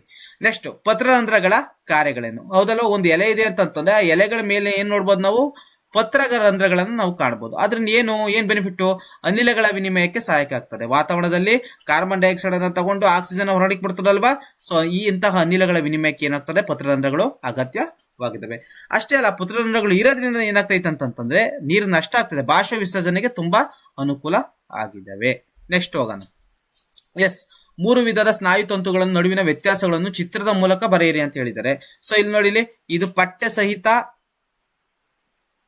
ಸಹಿತ ಓಕೆನಾ. ಇದು ಮತ್ತೆ ಇದೇನಾಗ್ತದೆ, ಈ ಚಿತ್ರ ಏನಾಗ್ತದೆ ಹೇಳಿ ನೋಡೋಣ. ಈ 3 ಕೂಡ ಸಾಮಾನ್ಯವಾಗಿ ಸ್ನಾಯು ತಂತುಗಳಲ್ವಾ, ಸ್ನಾಯುವಿನಿಂದಾದಂತಹ ಅಂಗಾಂಶಗಳಲ್ವಾ. ಸೊ ಈ 3 ಚಿತ್ರಗಳನ್ನ ನಾವೇನ್ ಮಾಡ್ಬೇಕು, ಕಲಿಬೇಕಾಗಿರ್ತದೆ. ಚಿತ್ರ ಬಿಡಿಸ್ಕೋಬೇಕು ನೀವು, ಪುಸ್ತಕದಲ್ಲಿ ಇದೆ ನೋಡಿ. ನೆಕ್ಸ್ಟ್ ಸ್ಲೈಡ್ಗೆ ಹೋಗೋಣ ಬನ್ನಿ, ಮುಂದಕ್ಕೆ ಹೋಗ್ತೇನೆ. ಎಸ್, ಹೃದಯದ ಸ್ನಾಯುಗಳ ನಿರ್ದಿಷ್ಟ ಕಾರ್ಯವೇನು. ಹೃದಯ ಸ್ನಾಯುಗಳು ಏನಕ್ಕೆ ಬೇಕು, ಸಂಕುಚನ ಮತ್ತು ವಿಕಸನ ಆಗಕ್ಕೆ ಬೇಕು. ಮತ್ತೆ ನಾವು ಬದುಕಬೇಕು ಅಂತಂತಂದ್ರೆ ಹೃದಯ ಸಂಕುಚನ ವಿಕಸನ ಆಗ್ಲೇಬೇಕು. ಸಂಕುಚನ ವಿಕಸನ ಆಗ್ಬೇಕು ಅಂತಂತಂದ್ರೆ ಹೃದಯ ಸ್ನಾಯುಗಳು ಇರಬೇಕು. ನೆಕ್ಸ್ಟ್ ನೋಡಿ, ಪಠ್ಯ ಸಹಿತ ಸ್ನಾಯುಗಳು, ಪಠ್ಯರಹಿತ ಸ್ನಾಯುಗಳು, ಹೃದಯ ಸ್ನಾಯುಗಳು ವ್ಯತ್ಯಾಸ ಕೇಳಿದ್ದಾರೆ. ಸೊ ಈ ವ್ಯತ್ಯಾಸವನ್ನ ಬರ್ದಿಟ್ಕೊಂಡ್ರೆ ತುಂಬಾ ಒಳ್ಳೇದು ಕಣ್ರಿ. ವ್ಯತ್ಯಾಸವನ್ನ ಬರ್ದಿಟ್ಕೊಂಡ್ರೆ ತುಂಬಾ ಒಳ್ಳೇದು. ಜಾಸ್ತಿ ಏನ್ ಕಷ್ಟ ಇರಲ್ಲ, ಬರ್ದಿಟ್ಕೊಬಿಡಿ ಇದನ್ನ. ಹಾಗೆ ಇಷ್ಟೊತ್ತು ಪಾಠ ಮಾಡಿದ್ದೀನಿ. ನೆಕ್ಸ್ಟ್ ಹೋಗೋಣ ಬನ್ನಿ. ನೀವು ಬರೆಯಕ್ಕೆ ಟೈಮ್ ಹಿಡಿತದೆ, ಇದನ್ನ ಬರ್ದಿಟ್ಕೊಬಿಡಿ. ನೆಕ್ಸ್ಟ್, ಈಗ ಒಂದು ನರಕೋಶ ಚಿತ್ರ ಬರೆದು ಭಾಗಗಳನ್ನು ಗುರುತಿಸಿ ಮಾಡ್ಬೋದಲ್ವಾ. ಎಸ್, ನೆಕ್ಸ್ಟ್ ಬರೋಣ. ನಮ್ಮ ಬಾಯಿಯ ಒಳಗೋಡೆಯನ್ನು ಆವರಿಸಿರುವಂತಹ ಅಂಗಾಂಶ ಯಾವುದು, ಚಪ್ಪಟೆ ಅನುಲೇಪಕ ಅಂಗಾಂಶ. ಮನುಷ್ಯರಲ್ಲಿ ಸ್ನಾಯುಗಳನ್ನು ಮೂಳೆಗಳಿಗೆ ಬಂಧಿಸುವ ಅಂಗಾಂಶ ಯಾವುದು, ಸ್ನಾಯುರಜ್ಜು. ಸ್ನಾಯುಗಳನ್ನು ಮೂಳೆಗಂಡಿಸ್ತಿದ್ರೆ ಸ್ನಾಯುರಜ್ಜು ಕಣ್ರಪ್ಪ. ಸಸ್ಯಗಳಲ್ಲಿ ಆಹಾರ ಸಾಗಿಸುವ ಅಂಗಾಂಶ ಯಾವುದು, ಫ್ಲೋಯಮ್ಮು. ನಮ್ಮ ದೇಹದಲ್ಲಿ ಕೊಬ್ಬು ಸಂಗ್ರಹಿಸುವ ಅಂಗಾಂಶ ಯಾವುದು, ಅಡಿಪೋಸ್ ಅಂಗಾಂಶ. ಇವಾಗ ತಾನೇ ಹೇಳಿದ್ದೀನಿ. ದ್ರವ ಮಾತೃಕೆಯನ್ನು ಹೊಂದಿರುವಂತಹ ಅಂಗಾಂಶ ಯಾವುದು, ರಕ್ತ. ಓಕೆನಾ. ಮೆದುಳಿನಲ್ಲಿ ಕಂಡುಬರುವಂತಹ ಅಂಗಾಂಶ ಮೆದುಳು ಬಳ್ಳಿ. ನರಗಳಲ್ಲಿ ಕಂಡುಬರುವಂತಹ ಅಂಗಾಂಶ ನರ ಅಂಗಾಂಶ. ಓಕೆ, ನೆಕ್ಸ್ಟ್ ಕ್ವಶನ್ ನೋಡೋಣ. ಈ ಕೆಳಗಿನಲ್ಲಿರುವ ಅಂಗಾಂಶದ ವಿಧಗಳನ್ನು ಗುರುತಿಸಿ. ಚರ್ಮ, ಮರದ ತೊಗಟೆ, ಮೂಳೆ, ಮೂತ್ರನಾಳವನ್ನು ಆಧರಿಸಿ ಅಂಗಾಂಶ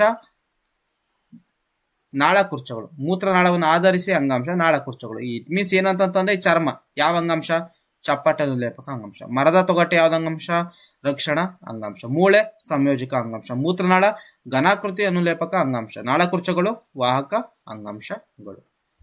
ನೆಕ್ಸ್ಟ್, ಪೇರೆಂಕೈಮ ಅಂಗಾಂಶ ಕಂಡುಬರುವ ಭಾಗಗಳನ್ನು ಗುರುತಿಸಿ. ಪೇರೆಂಕೈಮ ನೋಡಿ, ಪೇರೆಂಕೈಮದಲ್ಲಿ ಸಾಮಾನ್ಯವಾಗಿ ಏರೆಂಕೈಮ ಅಂತ ಕರಿತೀವಲ್ವಾ. ಸೊ ಪೇರೆಂಕೈಮ ನೋಡಿ, ಈ ಪೇರೆಂಕೈಮ ಅಂಗಾಂಶ ಕಂಡುಬರುವ ಭಾಗಗಳು ಎಲ್ಲೆಲ್ಲಿ ಕಂಡುಬರ್ತದೆ ಅಂತಂದ್ರೆ ಬೇರುಗಳಲ್ಲಿ, ಕಾಂಡಗಳಲ್ಲಿ ಪೇರೆಂಕೈಮ ಅಂಗಾಂಶ ಸಾಮಾನ್ಯವಾಗಿ ಕಂಡುಬರ್ತದೆ. ಕೆಲವು ಸಂದರ್ಭಗಳಲ್ಲಿ ಕ್ಲೋರೋಫಿಲ್ ಅನ್ನು ಹೊಂದಿದ ಪೇರೆಂಕೈಮವು ಹಸಿರು ಎಲೆಗಳಲ್ಲಿ ಕಂಡುಬರ್ತದೆ. ಪೇರೆಂಕೈಮ ಹಸಿರು ಎಲೆಗಳಲ್ಲೂ ಕೂಡ ಕಂಡುಬರ್ತೈತೆ, ಬೇರುಗಳು ಮತ್ತು ಕಾಂಡಗಳಲ್ಲೂ ಕೂಡ ಕಂಡುಬರ್ತೈತೆ. ನೆಕ್ಸ್ಟ್, ಸಸ್ಯಗಳಲ್ಲಿ ಎಪಿಡರ್ಮಿಸ್ ನ ಪಾತ್ರ ಏನು. ಇಲ್ಲಿ ಎಪಿಡರ್ಮಿಸ್ ಪಾತ್ರ ಏನು, ಅಲ್ಲಿ ಸೂಬರಿನ್ ಇರುತ್ತೆ, ಅದನ್ನು ನೀವು ಮರಿಬೇಡಿ. ಸೂಬರಿನ್ ಮರದ ತೊಗಟೆ, ಅಲ್ಲಿ ಸಾಮಾನ್ಯವಾಗಿ ಸೂಬರಿನ್ ಇರುತ್ತೆ. ಎಪಿಡರ್ಮಿಸ್ ನ ಪಾತ್ರವೇನು ನೋಡಿಲಿ, ಇದೊಂದು ನಿರ್ಜೀವವಾಗಿದ್ದು ಯಾವುದೇ ಅಂತರ್ಕೋಶ ಅವಕೋಶವಿಲ್ಲದಂತೆ ಒತ್ತಾಗಿ ಜೋಡಣೆ ಆಗಿರ್ತವೆ. ಸಸ್ಯದ ಎಲ್ಲಾ ಭಾಗಗಳನ್ನು ಇದು ಏನ್ ಮಾಡ್ತದೆ, ಎಪಿಡರ್ಮಿಸ್ ರಕ್ಷಣೆ ಮಾಡ್ತದೆ. ಜಸ್ಟ್ ಸಿಂಪಲ್, ಸಸ್ಯದ ಎಲ್ಲಾ ಭಾಗಗಳನ್ನು ಏನ್ ಮಾಡ್ತದೆ, ರಕ್ಷಣೆ ಮಾಡ್ತದೆ. ಮೇನ್ ಕ್ವಶನ್, ಮೇನ್ ಆನ್ಸರ್ ಅದೇ. ನೆಕ್ಸ್ಟ್, ಇನ್ನೆಷ್ಟಿದಾವೆ ಸ್ಲೈಡ್ಗಳು? ಎಸ್, ಲಾಸ್ಟ್ ಇನ್ನೊಂದು ಇಷ್ಟಿದಾವೆ ಅಷ್ಟೇ. ಹೇಳ್ತೀನಿ. ತೊಗಟೆಯ ರಕ್ಷಣಾತ್ಮಕ ಅಂಗಾಂಶವಾಗಿ ಹೇಗೆ ಕಾರ್ಯನಿರ್ವಹಿಸ್ತದೆ? ಸೊ ಫಾರ್ ಎಕ್ಸಾಂಪಲ್ ತೊಗಟೆ ನಾವು ಹೇಳಿದಿನಲ್ವಾ, ಅಲ್ಲಿ ಸೂಬರಿನ್ ಎನ್ನುವುದು ಐತಲ್ವಾ, ಸೂಬರಿನ್ ಏನ್ ಮಾಡ್ತದೆ? ಸ್ರವಿಸ್ತದೆ. ಅಂದ್ರೆ ಏನಾಗ್ತದೆ? ಗಾಳಿ ಮತ್ತು ನೀರು ಬರ್ದಂಗೆ ಏನ್ ಮಾಡ್ತದೆ?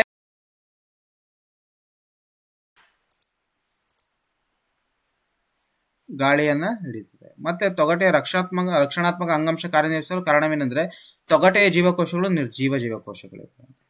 ನೆಕ್ಸ್ಟ್, ಯಾವುದೇ ಅಂತರ್ಕೋಶೀಯ ಅವಕಾಶಗಳಿದಂತೆ ಒತ್ತಾಗಿ ಜೋಡಣೆ ಆಗಿರ್ತದಂತೆ. ಈಗ ತಾನೇ ಸೂಬರಿನ್ ಬಗ್ಗೆ ಹೇಳಿದೀನಿ, ಬರ್ದಿಟ್ಕೊಳ್ಳಿ. ನೆಕ್ಸ್ಟ್ ಹೋಗೋಣ. ಈ ಕೆಳಗಿನ ಕೋಷ್ಟಕವನ್ನು ಪೂರ್ಣಗೊಳಿಸಿ. ಇವಾಗ ತಾನೇ ಹೇಳಿದೀನಿ, ಇದು ಶಾಶ್ವತ ಅಂಗಾಂಶ, ಸರಳ ಶಾಶ್ವತ ಅಂಗಾಂಶ, ಸಂಕೀರ್ಣ ಶಾಶ್ವತ ಅಂಗಾಂಶ. ಇಲ್ಲಿ ಏನ್ ಹಾಕ್ಬೋದು? ಪೇರೆಂಕೈಮ ಹಾಕ್ಬೋದು, ಹೌದಲ್ವಾ? ಇಲ್ಲಿ ಪೇರೆಂಕೈಮ, ಇದು ಕೋಲೆಂಕೈಮ. ಇಲ್ಲಿ ಏನ್ ಹಾಕ್ಬೋದು? ಸ್ಕ್ಲೀರಂಕೈಮ. ಸ್ಕ್ಲೀರಂಕೈಮವನ್ನ ನಾವು ಈ ಜಾಗದಲ್ಲಿ ಹಾಕ್ಬೋದು. ಇಲ್ಲಿ xylem ಇದೆ ಅಂತಂದ್ರೆ ಇಲ್ಲಿ ಏನ್ ಹಾಕ್ಬೋದು? ಫ್ಲೋಯಂ ಅನ್ನ ಹಾಕಬಹುದು. ನೆಕ್ಸ್ಟ್, ಶಾಶ್ವತ ಅಂಗಾಂಶಗಳಲ್ಲಿ ಸರಳ, ಸಂಕೀರ್ಣ ಆಯ್ತು. ನೆಕ್ಸ್ಟ್ ಸೇಮ್, ಇದು ಆನ್ಸರ್. ಇದು ಈ ಜಾಗಕ್ಕೆ ಇದೇ ಆನ್ಸರ್. ನೆಕ್ಸ್ಟ್, ಬಹು ಆಯ್ಕೆ ಅಂಶಗಳು.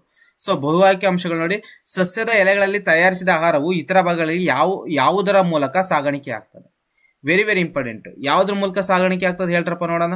ಎನಿಬಡಿ ಕಮೆಂಟ್ ಮೂಲಕ ಹೇಳಿ, ಹಾಗೆ ನೋಡೋಣ. ಜರಡಿನಾಳದ ಮೂಲಕ ಏನಾಗ್ತದೆ? ಸಾಗಾಣಿಕೆ ಆಗ್ತದೆ. ನೆಕ್ಸ್ಟ್, ಸ್ನಾಯುಗಳು ಮೂಳೆಗಳಿಗೆ ಅಂಟಿಸುವುದಕ್ಕೆ ನಾವೇನಂತ ಕರಿತೀವಿ? ಸ್ನಾಯುಗಳು ಮೂಳೆಗಳಿಗೆ ಅಂಟಿಸುವುದಕ್ಕೆ ಸ್ನಾಯು ರಜ್ಜು ಅಂತ ಕರಿತೀವಿ.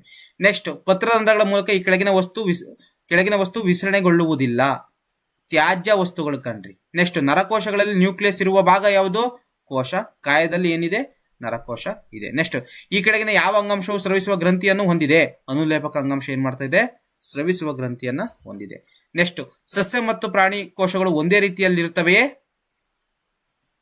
ಇಲ್ಲಿ ಗುರುತಿಸುವಂತೆ ಕೆಲವು ವ್ಯತ್ಯಾಸಗಳು ಸಸ್ಯ ಮತ್ತು ಪ್ರಾಣಿ ಜೀವಕೋಶಗಳು ಕಂಡುಬರ್ತದೆ. ಅಂದ್ರೆ ಒಂದೇ ರೀತಿ ಇರೋದಿಲ್ಲ, ವ್ಯತ್ಯಾಸವನ್ನ ಕಂಡುಬರ್ತದೆ ಅಂತ ಹೇಳ್ತಾರೆ. ಸಸ್ಯ ಮತ್ತು ಪ್ರಾಣಿ ಅಂಗಾಂಶಗಳ ನಡುವಿನ ವ್ಯತ್ಯಾಸವನ್ನು ನೀವು ಬರೀತಿರಲ್ವಾ? ಹೌದು. ಸಸ್ಯದಲ್ಲಿ ನೀವು ಸರಳ ನೋಡಿದ್ರೋ, ಸಂಕೀರ್ಣ ನೋಡಿದ್ರಿ ಅಲ್ವಾ? ಅದ್ರ ಬಗ್ಗೆ ಬರೆಯೋದು. ಅದ್ ಬಿಟ್ಬಿಟ್ರೆ ಇನ್ನ ಪ್ರಾಣಿ ಅಂಗಾಂಶಕ್ಕೆ ಬಂದ್ರೆ ನಾವೇನ್ ಬರೀಬೇಕಲ್ಲಿ? ಅನುಲೇಪಕ ಅಂಗಾಂಶ, ಸ್ನಾಯು ಅಂಗಾಂಶ, ಸಂಯೋಜಕ ಅಂಗಾಂಶ ಮತ್ತು ನರಾಂಗಾಂಶ. ಅದ್ರ ವ್ಯತ್ಯಾಸವನ್ನ ಬರೆದ್ರೆ ಮುಗೀತು. ಇಲ್ಲಿರೋದನ್ನೇ ಬರೀಬೇಕನ್ನೋದು ಏನಿಲ್ಲ ಕಣ್ರಪ್ಪ, ಸರಿನಾ? ಬರೆದಾರೆ ಇದನ್ನ ಬರ್ಕೊಳ್ಳಿ. ನೆಕ್ಸ್ಟ್, ಸರಳ ಮತ್ತು ಸಂಕೀರ್ಣ ಶಾಶ್ವತ ಅಂಗಾಂಶಗಳ ನಡುವಿನ ವ್ಯತ್ಯಾಸ. ಇವಾಗ ತಾನೇ ಹೇಳಿದ್ದೀನಿ ಸರಳ ಮತ್ತು ಸಂಕೀರ್ಣ ಶಾಶ್ವತ ಅಂಗಾಂಶಗಳ ಬಗ್ಗೆ. ಓಕೆ, ನೆಕ್ಸ್ಟ್ ಹೋಗೋಣ. ವರ್ಧನ ಅಂಗಾಂಶಗಳು ಕಂಡುಬರುವ ಭಾಗಗಳ ಆಧಾರದ ಮೇಲೆ ಅವುಗಳ ವರ್ಗೀಕರಣವನ್ನು ತಿಳಿಸಿ. ಮಾಮೂಲಿ ಈಗ ತಾನೇ ಹೇಳಿದ್ದೀನಿ, ತುದಿವರ್ಧನ, ಪಾರ್ಶ್ವವರ್ಧನ ಮತ್ತು ಅಂತರ್ಗಣ್ಣು ಅಂಗಾಂಶ. ರಕ್ತದಲ್ಲಿ 3 ರೀತಿಯ ಘನವಸ್ತುಗಳು: ಕೆಂಪು ರಕ್ತ ಕಣಗಳು, ಬಿಳಿ ರಕ್ತ ಕಣಗಳು ಮತ್ತೆ ಕಿರುತಡೆಗಳು. ಮತ್ತೆ ದ್ರವ ಪದಾರ್ಥ ಪ್ಲಾಸ್ಮಾ. ಎಸ್, ಇಷ್ಟು ನಿಮ್ಮ 9ನೇ ತರಗತಿ ವಿದ್ಯಾರ್ಥಿಗಳಲ್ಲಿ ಇರುವಂತಹ ಸಿಲೆಬಸ್. ಇದೊಂದು ಪಾಠ ಅಂಗಾಂಶಗಳು. ಇದು ಕಾಂಪಿಟೇಟಿವ್ ಎಕ್ಸಾಮು ಇದನ್ನ ಕೇಳ್ತಾರೆ ಕಣ್ರಪ್ಪ. GPST HST ಯಾರ್ಯಾರು ಓದ್ತಾ ಇದ್ದೀರಾ, TET ಯಾರ್ಯಾರು ಓದ್ತಾ ಇದ್ದೀರಾ, 100% ಈ ಟಾಪಿಕ್ ಮೇಲೆ ಕೇಳ್ತಾರೆ. ನಾನು ಏನು ನೋಟ್ಸ್ ಅನ್ನ ಕೊಟ್ಟಿದ್ದೀನಿ ಆ ನೋಟ್ಸ್ ಅನ್ನ ನೀವು 2-3 ಸಲ ಓದ್ಬೇಕಾಗಿರ್ತದೆ. 2-3 ಸಲ ಓದ್ಬಿಟ್ಟು ನೀವು ರಿವಿಷನ್ ಮಾಡಿ ಆಮೇಲೆ ನೀವೇನ್ ಮಾಡ್ಬೇಕಾಗಿರ್ತದೆ ಅಂತಂದ್ರೆ ಇನ್ನೊಂದು ವಾರ ಬಿಟ್ಬಿಟ್ಟು ಮತ್ತೊಂದ್ಸಲ ಓದ್ಕೋಬೇಕು. ಯಾಕಂತಾನೆ ಟಿಶ್ಯೂ ಪಾಠ ಅದೇ ತರ ಇದೆ. ಸೊ ಹಾಗಾಗಿ ಟಿಶ್ಯೂ ಪಾಠ ಅಷ್ಟು ಸುಲಭ ಅಲ್ಲ ತಲೆ ಹೋಗೋದು. ಒಂದು 2-3 ಸಲ ಓದಿದ್ರೆ ಮಾತ್ರ ತಲೆ ಹೋಗೋಕೆ ಸಾಧ್ಯ. ಸೊ ಹಾಗಾಗಿ ಸ್ವಲ್ಪ ಕಾನ್ಸಂಟ್ರೇಟ್ ಮಾಡಿ. ನನ್ನ 9ನೇ ತರಗತಿ ವಿದ್ಯಾರ್ಥಿಗಳು ನೀವು ಕೂಡ ಕಾನ್ಸಂಟ್ರೇಟ್ ಮಾಡಿ ಅಂತ ಹೇಳ್ತಾ, ಮತ್ತೆ ಈ GPST ಮತ್ತೆ HST ಇದು ತುಂಬಾ ಉಪಯುಕ್ತ ಆಗ್ತದೆ ಅಂತ ಹೇಳ್ತಾ ನಾನು ಇಲ್ಲಿಗೆ ಈ ತರಗತಿಯನ್ನು ಮುಗಿಸ್ತೀನಿ. ಈ ವಿಡಿಯೋ ಏನಾದ್ರು ನಿಮ್ಗೆ ಇಷ್ಟ ಆಗಿದ್ರೆ, ಈ ಮಾಹಿತಿ ಸಂಪೂರ್ಣವಾದಂಥ ಮಾಹಿತಿಯನ್ನು ನಿಮ್ಗೆ ಇಷ್ಟ ಆಗಿದ್ರೆ ಕಮೆಂಟ್ ಮಾಡಿ, ಲೈಕ್ ಮಾಡಿ ಮತ್ತೆ ಶೇರ್ ಮಾಡಿ ಅಂತ ಹೇಳ್ತಾ ನಾನು ಇಲ್ಲಿ ಕ್ಲಾಸನ್ನು ಮುಗಿಸ್ತಾ ಇದ್ದೀನಿ. ಬಾಯ್ ಬಾಯ್, ಟೇಕ್ ಕೇರ್.